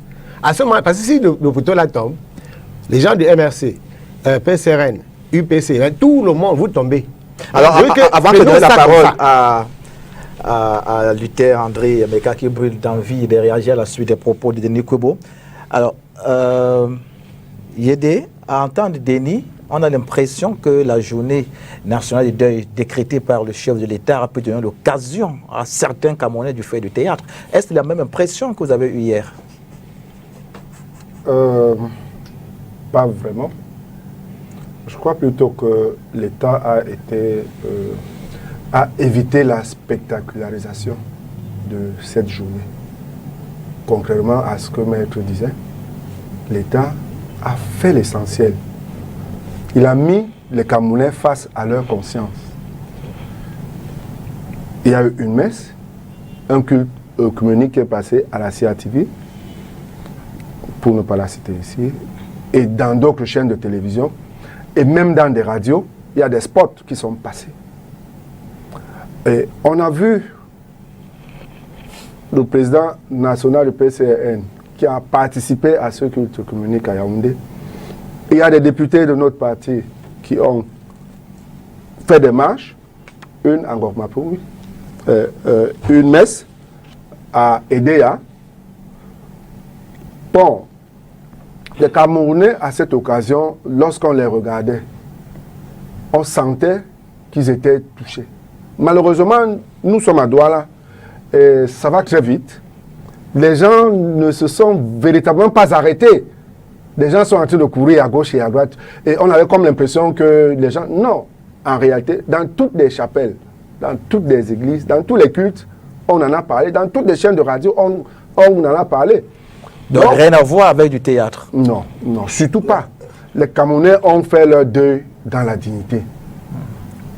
Je vous dis, cette histoire est tellement traumatisante qu'il y a des témoignages des petits-enfants. Des petits-enfants, lorsqu'ils apprennent que leurs camarades sont morts, tués par des balles, pendant qu'ils étaient à l'école, le moins haïssable, je ne parlerai pas de la réaction de ma petite fille de 8 ans, quand elle a appris, quand elle est venue poser la question, mais de quoi est-ce qu'on parle? Où est-ce qu'ils sont morts et comment? Donc je crois que les Camerounais, vraiment rien ne sera plus comme avant. D'accord. André Luther, je vais donner la possibilité de réagir.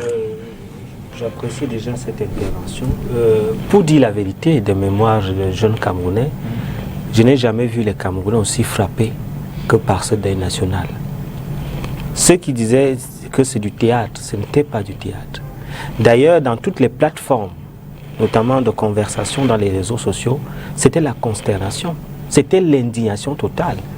Certains ont changé même la dénomination des plateformes sous le coup du deuil. Il est important de dire que ça a frappé les Camerounais. Vraiment martelé les Camerounais. Et les Camerounais ont été frappés et ils ont accueilli le deuil national avec beaucoup de piété.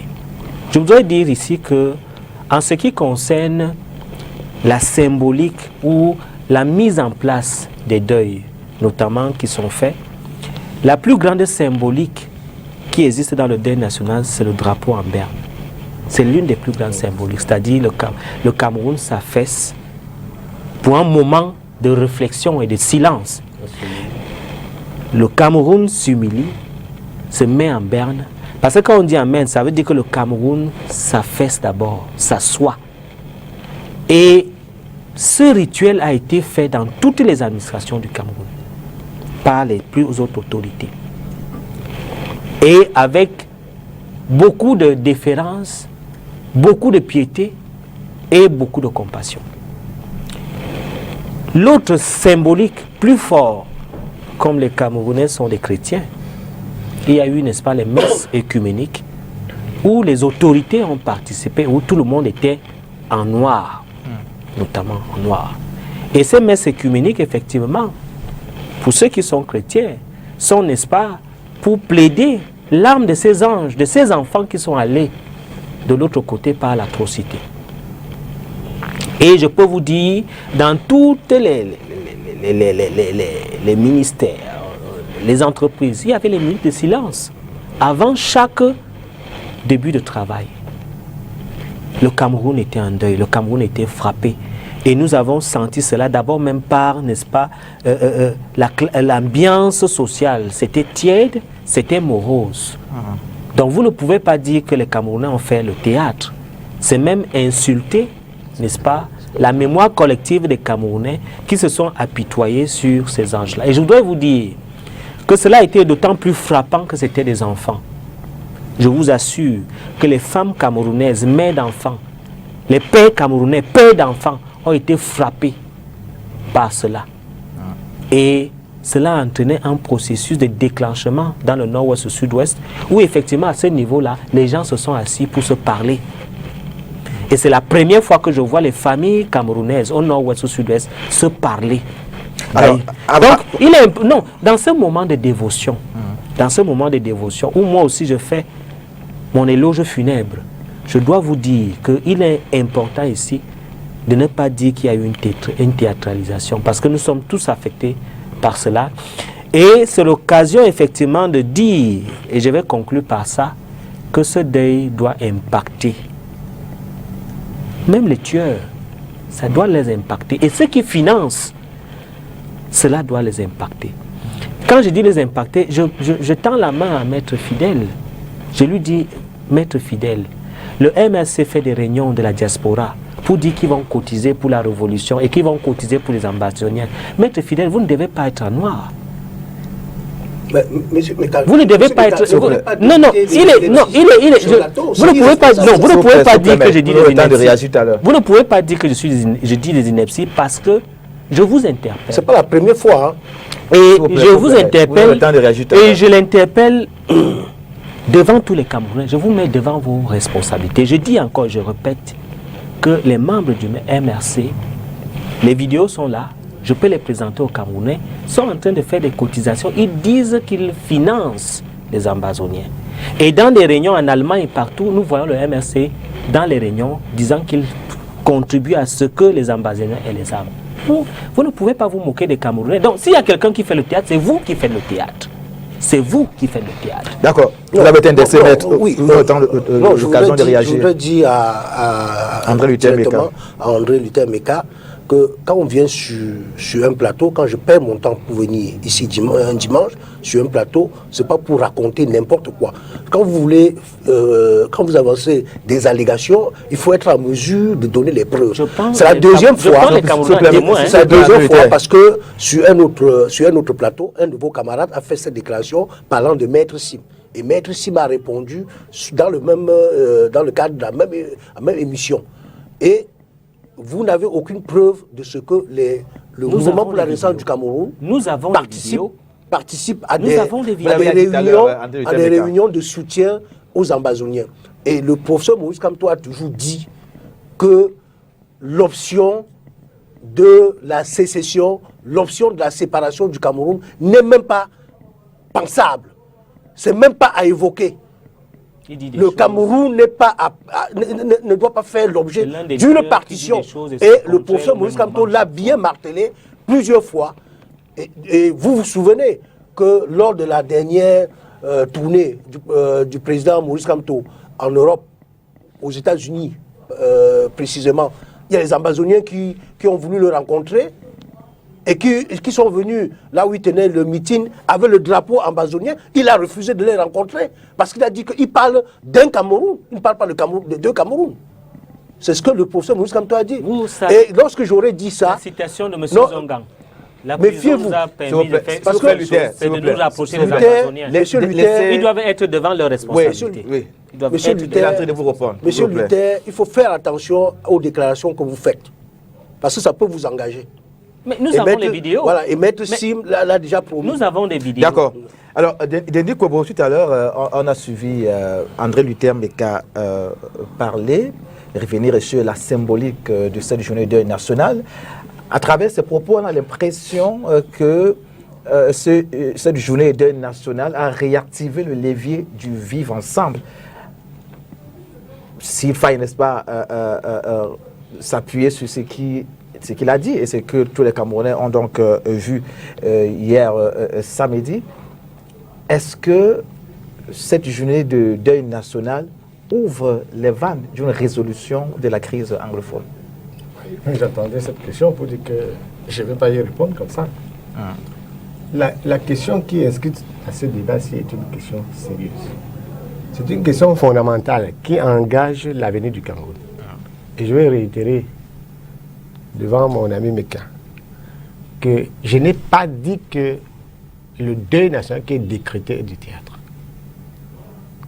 L'État du Cameroun, à travers le président de la République, a décrété un deuil national. Et cela relève de sa responsabilité unique de le faire. Aucun autre Camerounais n'a le droit de décréter un deuil national dans ce pays. Ça, il faut que ce soit clair. Parce que... Même si d'autres l'ont fait. Moi, je ne suis pas intéressé par ce que... je ne suis pas intéressé par ce que les autres font. Le même essai. Je suis en train de dire, je ne veux pas parler d'un autre. Ils l'ont fait. S'il vous plaît, parce que ça a été fait par décret. Je vous ai dit que l'affaire est... Je viens de que... Laissez Denis Kobo s'exprimer, s'il vous plaît. Je voulais dire que cette question est sérieuse pour notre pays.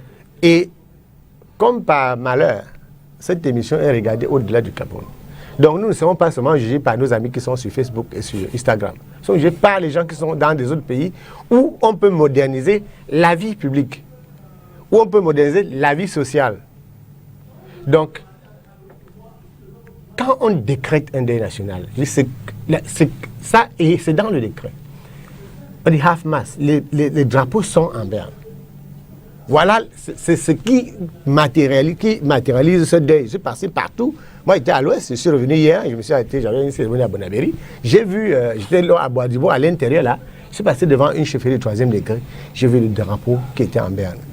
Quand ce drapeau est en berne, je dis que maintenant, on n'organise pas l'histoire. J'ai vu des gens qui ont posté des photos sur Facebook et disent, bon voilà, les chaises vides. Pourquoi? Parce qu'ils ne savent pas ce que c'est que le deuil national. Ils pensent qu'il faut aller ramasser les gens, venir les placer là. Quand il y a un deuil, un drame comme celui de combat, il n'est pas possible, on n'organise pas les gens. Et parce que je n'aime pas le sang, c'est quand je rentrais samedi que je suis le 17h de la CRTV, où on passe les images, les sons de... Moi, je n'avais jamais vu les images. Moi, je ne regarde pas des images virales. j'ai suivi comment est-ce que des enfants criaient, comment l'attaque s'est déroulée. Lorsque vous avez suivi ça, vous n'avez plus besoin que les gens vous posent des questions pour comprendre que, comme je disais, qu'on n'organise pas l'émotion. Quand vous suivez ce qui s'est passé, quand les enfants, les petits-enfants vous interpellent pour vous dire, j'ai eu quelqu'un qui m'a dit, il a peur de faire partir son enfant à l'école. Moi-même, j'ai déposé mon enfant à l'école 2 fois. Mon dernier fils à l'école 2 fois depuis le 24. Donc j'ai dû attendre le matin pour le déposer. Parce que ça, on se disait, ça peut arriver partout. Au lendemain, le 25, ouais, que les gens ont organisé une réplique de ce qui s'est passé à Kumba. En créant une rumeur qui a circulé rapidement avant d'être éteinte. Pourquoi? Parce que, je vous l'ai dit, à travers cet acte du 24, on veut prendre les Camerounais en otage. Et l'instant du deuil national, c'était pour permettre à ceux qui se sont égarés de se rattraper. Parce que quand vous dites, j'ai pu faire quelque chose pour que ça se produise le 24. On vous a donné l'occasion le 31 de revenir à la patrie. Quand on revient à la patrie, le débat ne va pas être sur... on va voir, et là quand je vois comment les cas... Il y a eu une première chose. Moi j'ai fait un tweet pour dire qu'il y a une seule façon de faire le deuil des enfants de Kumba. C'est de condamner ouvertement, clairement, le sécessionnisme ambazonien. La criminalité ambazonienne. Celui qui ne l'a pas encore fait est un complice. Et mon dernier tweet dit que il faut que ceux qui ont attaqué Kumba et qui soutiennent en dessous de leur cerveau ou en cachette soient frappés de malédiction. On ne fait pas le deuil du crime comme ça. On ne passe pas ça en perte de profit sous prétexte qu'il y a eu deuil national. Le deuil national, c'était seulement l'occasion unique pour que nous tous, on sente qu'on est Camerounais et qu'on est menacé en tant que nation. Mais il faut que ceux qui sont amendés depuis le 24, le 31, ok, ils retournent à la patrie. Maintenant, sur ma question, oui. Sur ma question. Sur votre question, c'est ce que je dis. Ce que je dis, c'est qu'on ne doit pas décréter que Kumba a changé. La crise anglophone n'est pas à confondre. Je viens. On ne peut pas dire que... Moi, je sais qu'il y a eu massacre à Kumba devant les gens. Les gens ne sont pas venus, ils sont venus de jour, ce n'est pas la nuit. Les autres fois, on vient la nuit et on a des doutes. Tout le monde sait. Vous avez vu qu'il y a des gens qui ont dit, pourquoi, pour l'instant, on attend les enquêtes. Tous ceux qui disaient qu'on attend les enquêtes, c'était des criminels. Sans incriminer n'importe qui, on ne peut pas avoir pour premier réflexe de dire, on veut les enquêtes. Parce que quand ça se passe à contrario, on ne dit pas ça. Donc, l'autre clarification, c'est de ne pas confondre la crise anglophone avec la criminalité ambazonienne. C'est deux choses différentes. Si on parle de la crise anglophone, du fait que les Camerounais se sentent marginalisés, du fait que les Camerounais ont posé 1000 problèmes qui attendaient des réponses ou alors qui ont eu... c'est dans cette crise anglophone que l'État du Cameroun fait face aux bandes armées. Ce n'est pas l'État du Cameroun qui fait face. C'est pas l'État du Cameroun qui fait... Le gouvernement camerounais. C'est pas comme ça. C'est pas exactement ça. C'est comme ça que ceux qui sont cachés dans la forêt et qui sont cachés derrière Facebook et dans les pays étrangers conçoivent cette crise. Ils veulent à tout prix provoquer une crise à l'intérieur du pays et vous fixez l'agenda, les grilles de lecture, vous devez dire ça comme ça. J'ai dit que non. Moi, j'ai été en tant que reporter au début de cette crise, au début de 2016. On a vu, tout le monde ici peut dire quelles sont les péripéties avec des discussions à Bamenda, à Boya, avec des commissions qui ont été mises sur pied. Les gens venaient sur ce plan. Je vous comprends, mais c'est cette crise que naît justement oui, mais ce n'est pas cette crise, ce n'est pas de cette crise que les enfants ont été massacrés le 24. Ce n'est pas de cette crise. Tu es bien avant la crise anglophone. Quand vous partez dans une école égorger les enfants d'autrui, si par exemple on avait égorgé les enfants francophones, j'aurais pensé que ok, c'est les anglophones, des criminels anglophones qui ont voulu égorger des francophones. Mais on vous parle des enfants anglophones qui ont été égorgés dans une école anglophone, en zone anglophone. Donc ça ne peut pas être là un élément clé de compréhension du conflit. Je viens, mais... C'est parce que c'est dans une situation confuse. Non, la situation n'est pas confuse. La situation n'est pas confuse. La situation n'est pas confuse. La situation est suffisamment claire. C'est extrêmement clair. La situation est suffisamment claire. J'ai dit que les actes qui relèvent de la crise anglophone sont connus. C'est des actes, tous les jours nous voyons, il y a eu des manifestations, il y a un certain nombre d'actes qui relèvent de la crise anglophone. Mais le fait d'aller d'aller dans une école massacrer les enfants anglophones ne peut pas être un élément de la crise anglophone. C'est que c'est comme vous-même, c'est comme si on était en train de dire des choses qui ne tiennent pas. Je parle de la criminalité, à ne pas confondre avec la crise qui est identitaire. Si on parle d'arrestation identitaire, le massacre, la criminalité s'aggrave parce qu'il y a cette crise. La nouvelle expression parce que les criminels veulent qu'on prenne ça comme ça. 2020 indique que le président de la République a décidé de rendre hommage aux morts de Kumba après les initiatives déjà engagées par l'opposition. L'expression parle par exemple de Cabral Libi et Maurice Kamto. Est-ce à dire que le chef de l'État s'est inspiré de l'opposition pour décréter la journée du deuil national? Je ne sais pas si vous faites exprès de toujours me poser des questions que vous devriez poser à Luther qui est en face. Vous voulez que je commente le comportement du chef de l'État Vu que votre leader est cité. Je ne viendrai pas dire que c'est lui seul qui maîtrise son agenda, que son temps et tout le reste. Non. En fait, nous, en notre temps, on a fait ce qu'on devait faire. Ce que tout Camerounais doué de bon sens devait faire. Condamner. Et le président national du PCRN, au nom de tous les militants de notre parti et des Camerounais de bonne foi, a pris la parole pour condamner ces massacres. Et il ne s'est pas arrêté là. Et c'est là où c'est intéressant, parce qu'il a mis tous ceux qui ont soutenu les ambazoniens devant la triste réalité. Parce que ces crimes sont une conséquence de la crise anglophone. Ces crimes sont la conséquence des interventions biaisées des hommes politiques qui tiennent un double langage, qui l'ont toujours tenu, qui ont considéré la crise anglophone comme un supermarché dans lequel ils devaient aller faire leurs courses. Non. Aujourd'hui, ça nous revient. Ça nous rappelle le marché Kolulun où les agresseurs étaient les mineurs de 11 ans. Ils le faisaient parce que derrière, les gros bras les couvraient. Et lorsqu'on vous agressait, si vous essayez de mettre la main sur eux, les gros bras sortaient. Dieu merci, dans ce commandement opérationnel, tout cela est fini. C'est ce qui se passe exactement là-bas. Ces jeunes gens qui ont pris les armes se sont soutenus. Et tous les discours que nous avons suivis, d'une certaine frange de l'opposition, ont eu tendance à soutenir ou à justifier cette façon de faire. Nous, au PCRN, nous l'avons dit, ces Camerounais n'auraient jamais dû prendre les armes. Et nous avons condamné cette attitude. Et nous appelons tous les Camerounais, aussi bien à l'intérieur, tous les acteurs, aussi bien à l'intérieur qu'à l'extérieur. À l'intérieur, nous les connaissons. C'est des partis politiques, c'est des hommes politiques, c'est des associations de défense des droits de l'homme, c'est des ONG qui ont toujours pris fait et cause pour cette crise anglophone. Les revendications sont fondées, sont connues, mais mettre le pays à feu et à sang, nous avons dit non. Et cette tuerie, c'est la ligne rouge qu'il ne fallait pas traverser. Et pour vous prouver que ces gens savent qu'ils ont franchi la ligne rouge, c'est que personne aujourd'hui n'a le courage de revendiquer ce qui s'est passé. Que ce soit à l'intérieur du pays ou à l'extérieur. Personne ne dit, nous assumons ce qui s'est fait. Et c'est un message, nous allons revenir. Personne ne le fait. Parce qu'ils se sont rendus compte que là, ils en ont fait un peu trop. Et comme le disait Denis, l'opportunité leur a été offerte pour qu'ils reviennent. Pour qu'ils reviennent dans la patrie.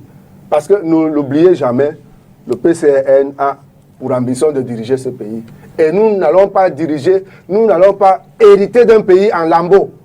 Nous n'allons pas diriger un pays en lambeaux, où l'État n'existe plus, où l'État a été attaqué dans ses fondements. La jeunesse, nous l'avons toujours dit, c'est le fer de lance de la nation. Le Cameroun, qui est un pays dont plus de la moitié de sa population est jeune. Lorsque 20% de la population est incapable d'aller à l'école, par le fait de certaines personnes, qu'est-ce qu'on veut en faire? Vous pouvez imaginer dans 20 ans, dans 30 ans, ce que ces jeunes vont devenir et qu'est-ce qu'ils vont constituer comme fardeau pour la nation. Alors, au moment où tous les clignotants étaient verts, au moment où les gens ont pris conscience de la nécessité pour les enfants de rentrer à l'école, il s'en est quand même trouvé qui ait eu le courage de venir poser ce genre d'acte pour s'aimer la terreur et pour créer une psychose. Et laquelle psychose s'est ressentie au niveau de Limbe, où, à cause d'un éclatement de pneus, tous les enfants ont couru dans tous les sens, croyant que c'est les mêmes gens qui étaient revenus s'aimer la terreur. Donc nous disons vraiment que nous avons une chance devant nous. C'est d'avoir un pays jeune, un pays riche, et tout indique que le Cameroun va devenir une grande nation, une grande puissance. Alors, ce n'est pas la peine de mettre ce pays en difficulté comme c'est en train d'être fait. Nous appelons tous les gens, tous les acteurs à revenir dans la case, à revenir dans les négociations. Et c'est l'occasion pour nous ici de dire au chef de l'État de continuer à mettre en place les résolutions du grand dialogue national. Mais nous demandons quand même une main de fer derrière, une main ferme. Nous disons que Bamen Daklin qui a commencé et qui produit les résultats ne devrait pas se limiter à Bamen Daklin, que ça devienne nos eaux clean, aussi bien dans tout le nord-ouest que le sud-ouest. Parce que pour dire vrai, il ne s'agit plus de la lutte pour la sécession. Il ne s'agit plus de la lutte pour l'indépendance de cette partie du pays. La boîte de Pandore ayant été ouverte, avec les prisons qui ont été cassées, avec des malfrats qui se retrouvent armes au poing, c'est eux qui sèment la terreur aujourd'hui, qui sont en train de terroriser les populations pour lesquelles ils prétendaient avoir pris les armes. Ces populations-là aujourd'hui sont devenues leurs vaches à lait, sont devenues leurs premières victimes. Elles sont victimes du chantage, elles sont victimes de leur marchandage. C'est elles qui les enlèvent, c'est elles qui les séquestrent. Nous disons, trop, c'est trop. Et l'État, que le chef de l'État prenne ses responsabilités, parce que c'est pour ça que le peuple l'a élu en 2018. Mais Fidèle Ndjoumissi, la journée nationale de deuil, la journée de deuil national passée, what next? Oui, nous, après le deuil national, au cours duquel nous avons observé l'indignation collective, nous osons espérer que les Camerounais vont prendre conscience et que cette indignation collective va se renforcer parce que dans une déclaration, le professeur Maurice Kamto avait indiqué que les Camerounais, dans leur habitude, ne font pas preuve d'indignation collective. Et il rappelait quelques événements de notre pays. Il a rappelé la guerre de l'indépendance de fin des années 50, 1960, où certaines régions du pays, l'ancien Sanaga maritime, l'ouest du Cameroun et le Cam, étaient en situation de guerre civile et que les autres parties du Cameroun disaient non, c'est leur problème. Et en 1984, avec la tentative de coup d'État échoué et que les officiers ressortissants du Nord étaient persécutés, les autres Camerounais disaient que c'était leur problème parce qu'ils ont cherché.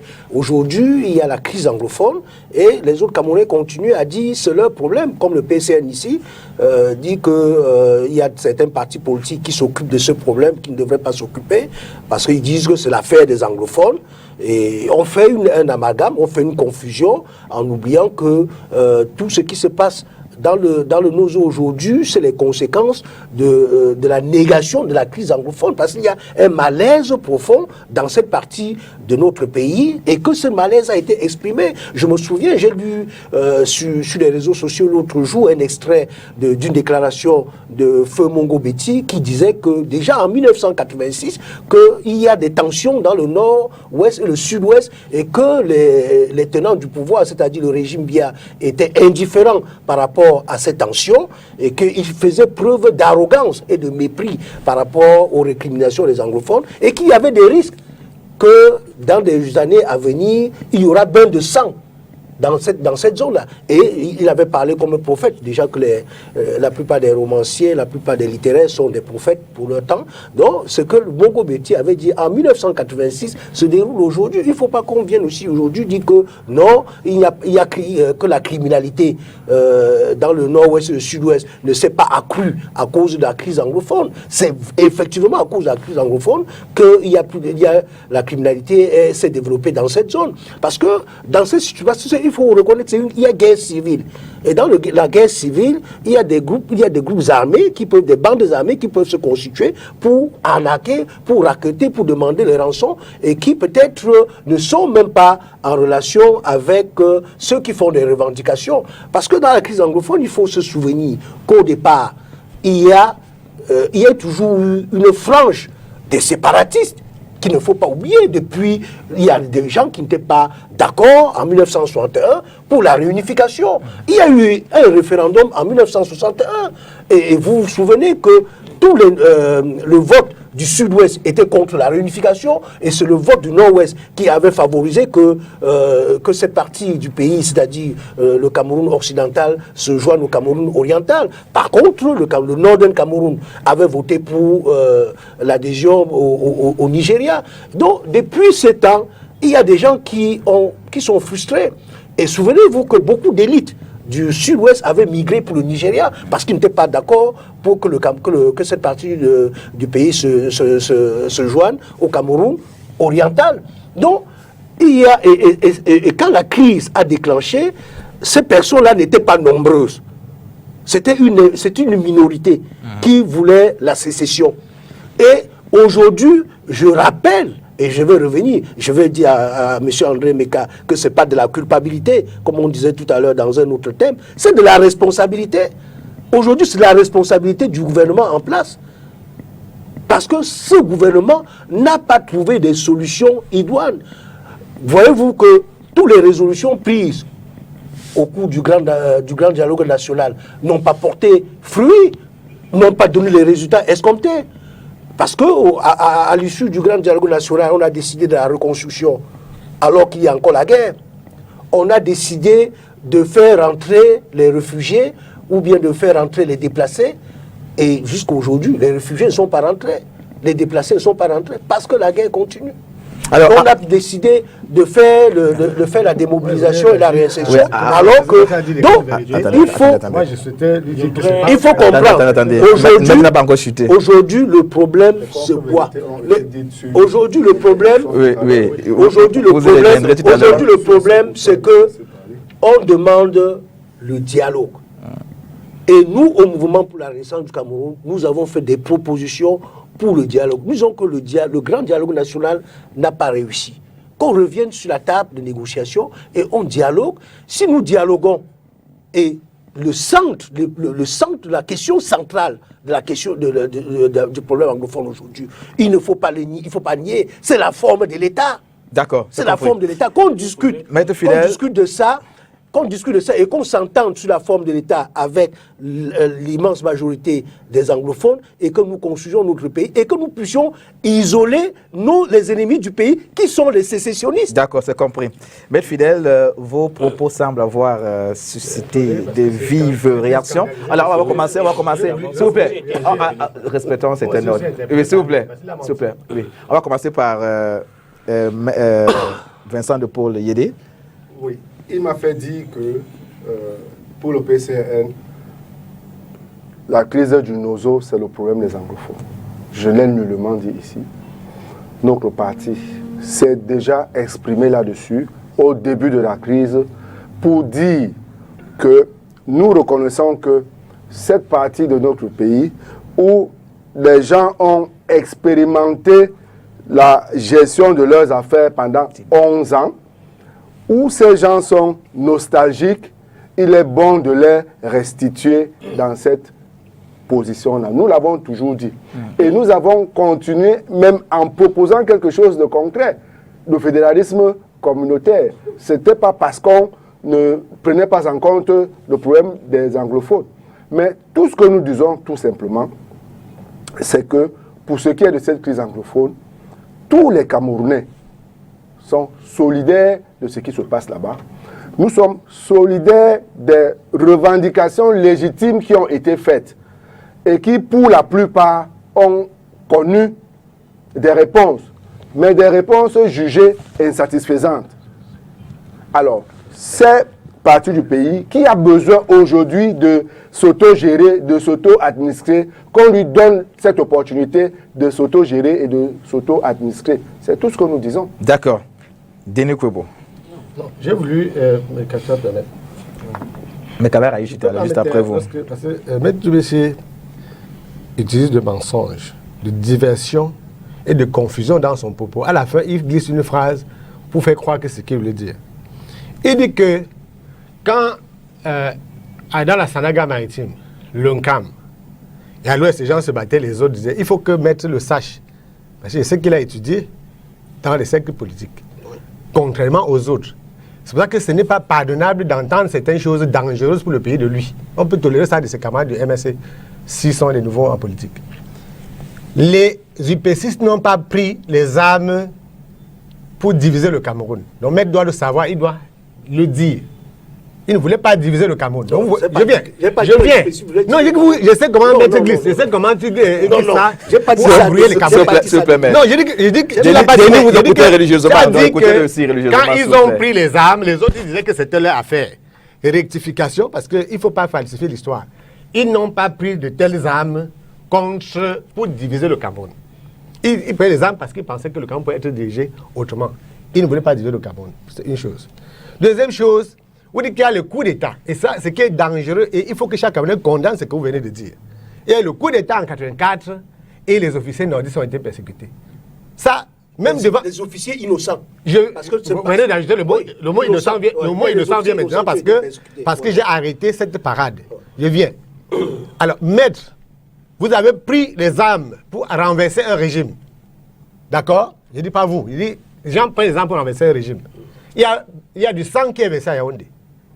Plus de 30 ans après, un avocat qui est homme politique voit uniquement pour chercher 2 ou 3 voix quelque part qu'il y a des officiers innocents. Qu'est-ce que vous faites des gens qui ont été éventrés? Des femmes enceintes qui ont été éventrées à la lame de rasoir? Qu'est-ce que vous faites de ça? Il faut être honnête dans le politique. Vous ne vous condamnez rien. Vous ne condamnez rien en venant mettre en place vous pensez quand on fait un coup d'État, on subit. Maître, quand on fait un coup d'État, ce n'est pas pour vivre. Vous faites le gars, vous mourrez. Denis, le MRSC a refusé de participer aux élections par solidarité à cette zone-là. Non, je parle de 84, parce que c'était préparé. Vous mettez ça dans votre exposé parce que vous voulez faire passer ces idées. Et si vous avez le malheur de rassembler des jeunes Camerounais de temps en temps pour faire des foules françaises, vous leur dites des choses qui ne sont pas vraies. Je vous ai dit qu'il y a des discours qui creusent les tranchées dans un pays. Il faut savoir, pour garder, ne pas dire n'importe quoi sur des situations comme ça. Aujourd'hui, et là, moi, je vous reprends, et je ne suis pas d'accord avec vous. Quand vous dites conséquences de la crise anglophone, je ne sais pas quelles sont vos grilles de lecture ou vos grilles d'analyse stratégique. Moi, vous tous ici, vous connaissez les noms des gens en matière des syndicats d'enseignants, les avocats qui ont été à l'origine de la revendication, d'accord? Exact. Avec un consortium. Exact. Est-ce que vous connaissez un membre du consortium ou son cousin ou son oncle qui est en forêt aujourd'hui? Non. Ok. Donc vous ne pouvez pas... Vous savez que la logique... la logique... Je viens, maître, la logique déteste le Cameroun. Maître, la logique déteste le Cameroun. Parce que vous venez d'affirmer qu'aucun de ceux qui ont posé la revendication n'a pris les armes. Qu'est-ce qui vous fait donc croire, si vous êtes dans l'analyse logique, que quelqu'un est en train d'éventrer, voler? On a arrêté un chef ambassadeur l'autre jour avec 80 millions de francs CFA, 12 femmes enceintes, 7 bébés. Vous dites que c'est la conséquence. C'est la crise anglophone qui fait qu'il enceinte 12 femmes, 7 autres et qu'il ait des rançons pour 80 millions. Il faut condamner le sécessionnisme et la criminalité ambassadeur et séparer cela de la crise. Oui, s'il vous plaît, on doit évoluer. André Lutemeka. Je voudrais vous faire une confidence d'un général d'armée qui me disait beaucoup de choses en ce qui concerne le 6 avril 1984. Il s'agit du général Assourimane Benoît qui m'avait dit qu'on a couché sa femme devant lui. Elle a traîné nue le bord, n'est-ce pas, de sa maison. Il était caché, vous voyez tout cela.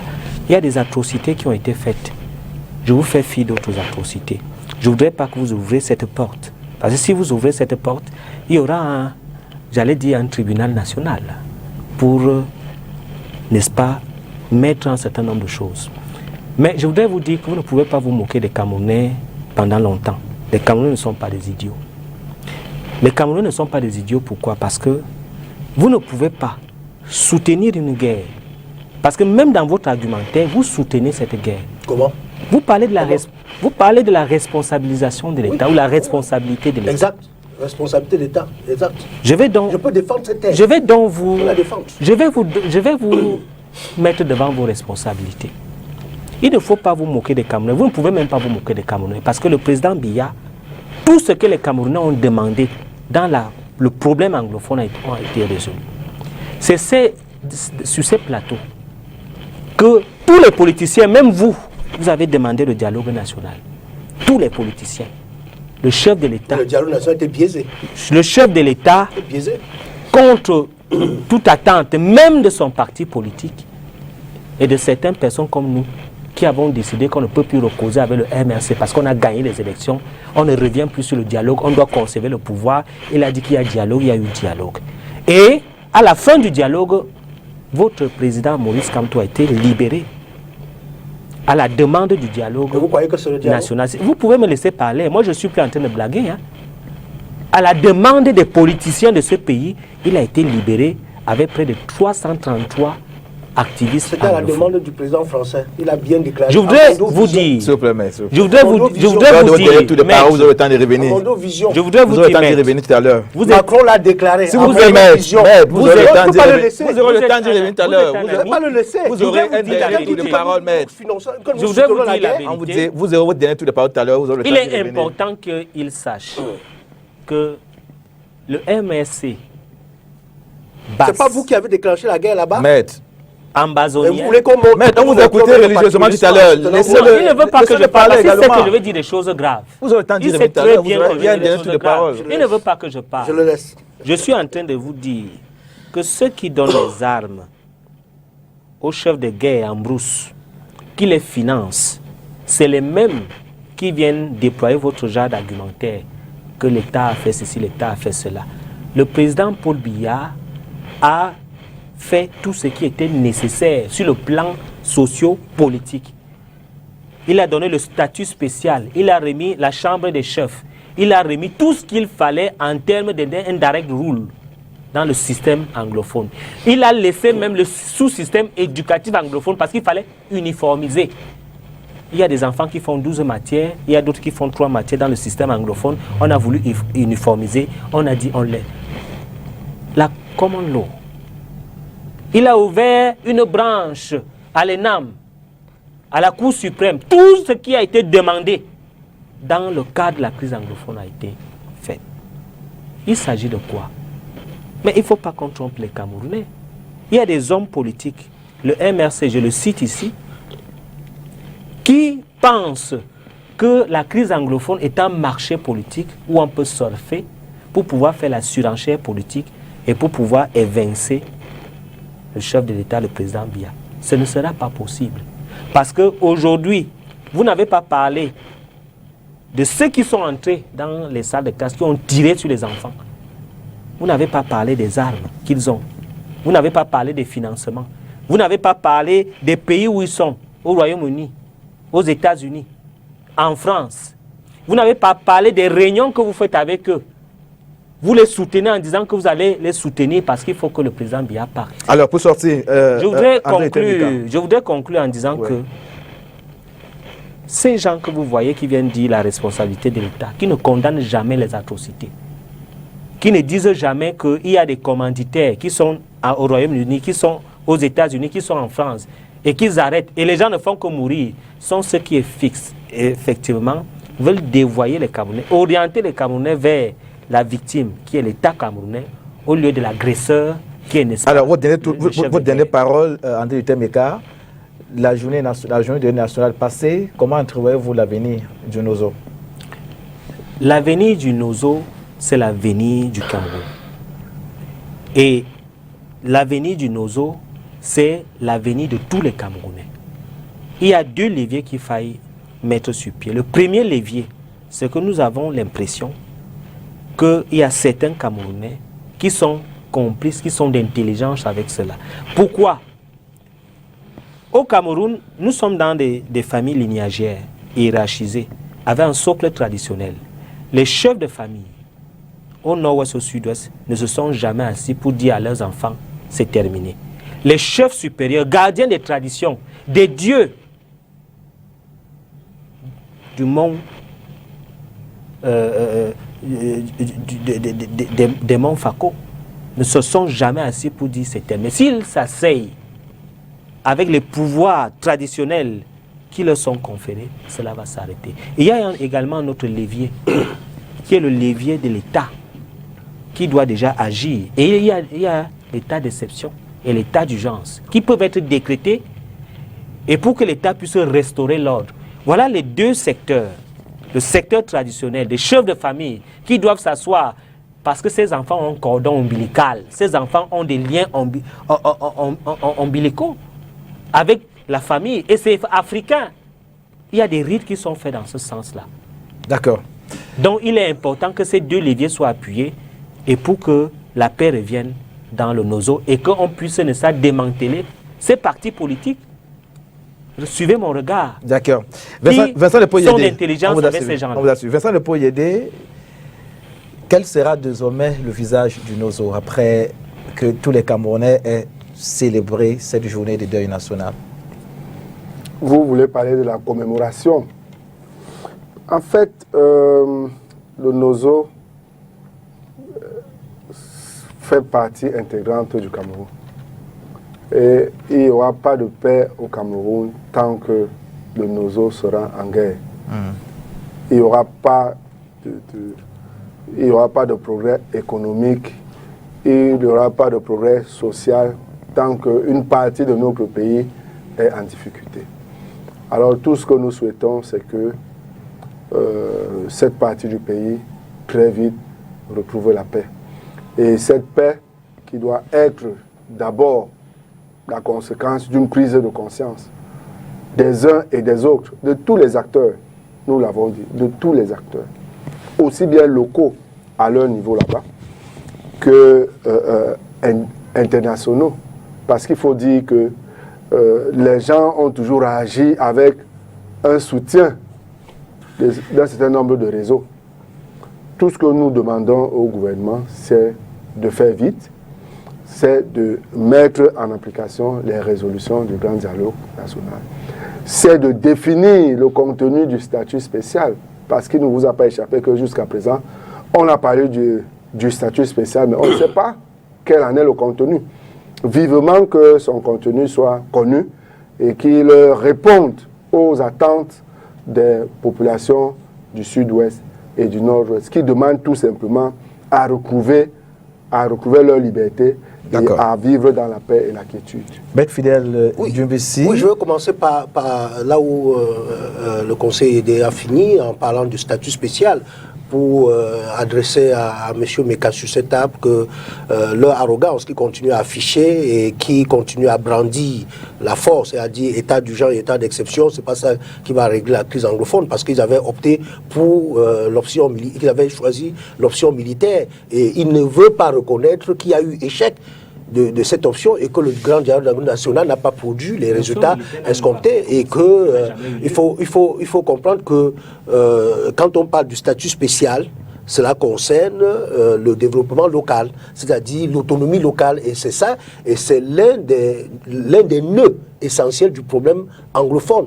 Et c'est pour ça qu'aujourd'hui, si, ils ont pas le statut spécial, c'était une supercherie, une grosse supercherie, parce que monsieur Yédé attend qu'on mette un contenu, il n'y aura plus de contenu, parce qu'ils ont déjà défini dans la loi ce que c'est que le statut spécial, en créant une chambre pour les chefs traditionnels, une chambre vide pour les chefs traditionnels, et en créant le conseil régional comme dans les autres régions, où on dit que tout simplement ils peuvent participer à des politiques publiques concernant la justice, concernant l'éducation. Alors Alors que si on voulait effectivement donner l'autonomie et en restant dans l'État unitaire et décentralisé dans cette zone, parce que le statut spécial, on le connaît ailleurs, on connaît ça en France pour la Corse, et on sait comment, pour la Corse, je voulais dire, on sait comment ça fonctionne. Parce que dans le statut spécial, on aurait dû concéder à ces régions des prérogatives concernant les questions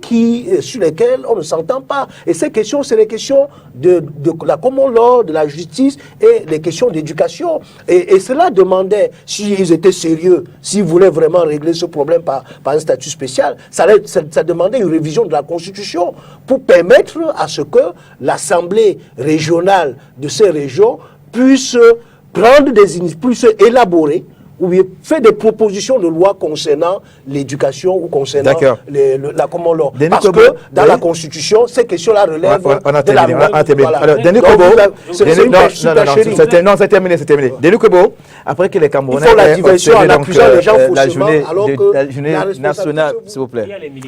Après que les Camerounais aient donc observé la journée de deuil national, peut-on s'attendre donc à des lendemains meilleurs dans le Nozo? Non. Oui, comment? L'issue de la crise au Nozo dépend des forces belligérantes. Vous ne pouvez pas agresser un pays, tuer les gens, manger la chair humaine et vous organiser avec vos sympathisants pour imposer à l'État du Cameroun la formule à trouver. Donc, dans cette guerre-ci, on peut faire 150 ans de guerre. Il y a eu la guerre de sécession aux États-Unis. Personne ne peut demander à l'État du Cameroun de choisir son option en sachant qu'il est le soutien de ceux qui sont en brousse et qui mangent la chair humaine. Donc l'État du Cameroun va combattre pendant que Pobia est là. Quand Pobia va partir, un autre chef d'État viendra combattre pour que le Cameroun reste un. Ça peut faire 200 ans, ça peut faire même 5 siècles de guerre tant que quelqu'un n'a pas baissé. Le jour où quelqu'un est fatigué de faire la guerre, il y aura solution. Pour le moment, l'État reste debout. Si l'État était un peu fatigué, l'État aurait déjà cédé. Il y a une victoire du Cameroun tant que il n'y a pas un État amazonien où habitent ses soutiens. Pour le moment, c'est le Cameroun qui a encore un. Donc, que ceux qui mangent la chair humaine s'attendent à ce que l'État... Il faut que l'État active l'état d'urgence pour les traquer. Pourquoi est-ce que ça fait peur qu'on traque les gens qui égorgent les autres? Non, parce qu'ils doivent continuer à égorger. C'est pour ça que... Mais il doit pas... On doit... À un moment donné, on va obliger. Peut-être qu'on va obliger. Voilà, mesdames, messieurs, merci. C'est rediffusion de cet hebdomadaire ce soir à partir de 20h30 depuis demain à 13h30. Pour ceux qui sont donc habitués des réseaux sociaux, vous pouvez revoir cette émission sur notre page YouTube et également sur Facebook. On va remercier Yvonne qui a donc assuré encore ce dimanche en qualité de maquilleuse et puis Erin Gando qui était au four et au moulin. Ce fut un plaisir, mesdames et messieurs. On va dire merci à Vincent de Poliédé qui représentait le PCRN du leader Cabral Libi, également fidèle Ndjumisi qui représentait le mouvement pour la renaissance du Cameroun du leader Maurice Kamto. On dit merci également à André Luther Meka qui représentait le RDPC du leader Paul Biya, président de la République. Et également merci à Denis Kwebo, journaliste et fidèle à cette émission en tant que consultant. Restez fidèles, mesdames et messieurs. 2 émissions se poursuivent en temps réel sur Spectrum Télévision. Bon dimanche à tous et à toutes. Au revoir.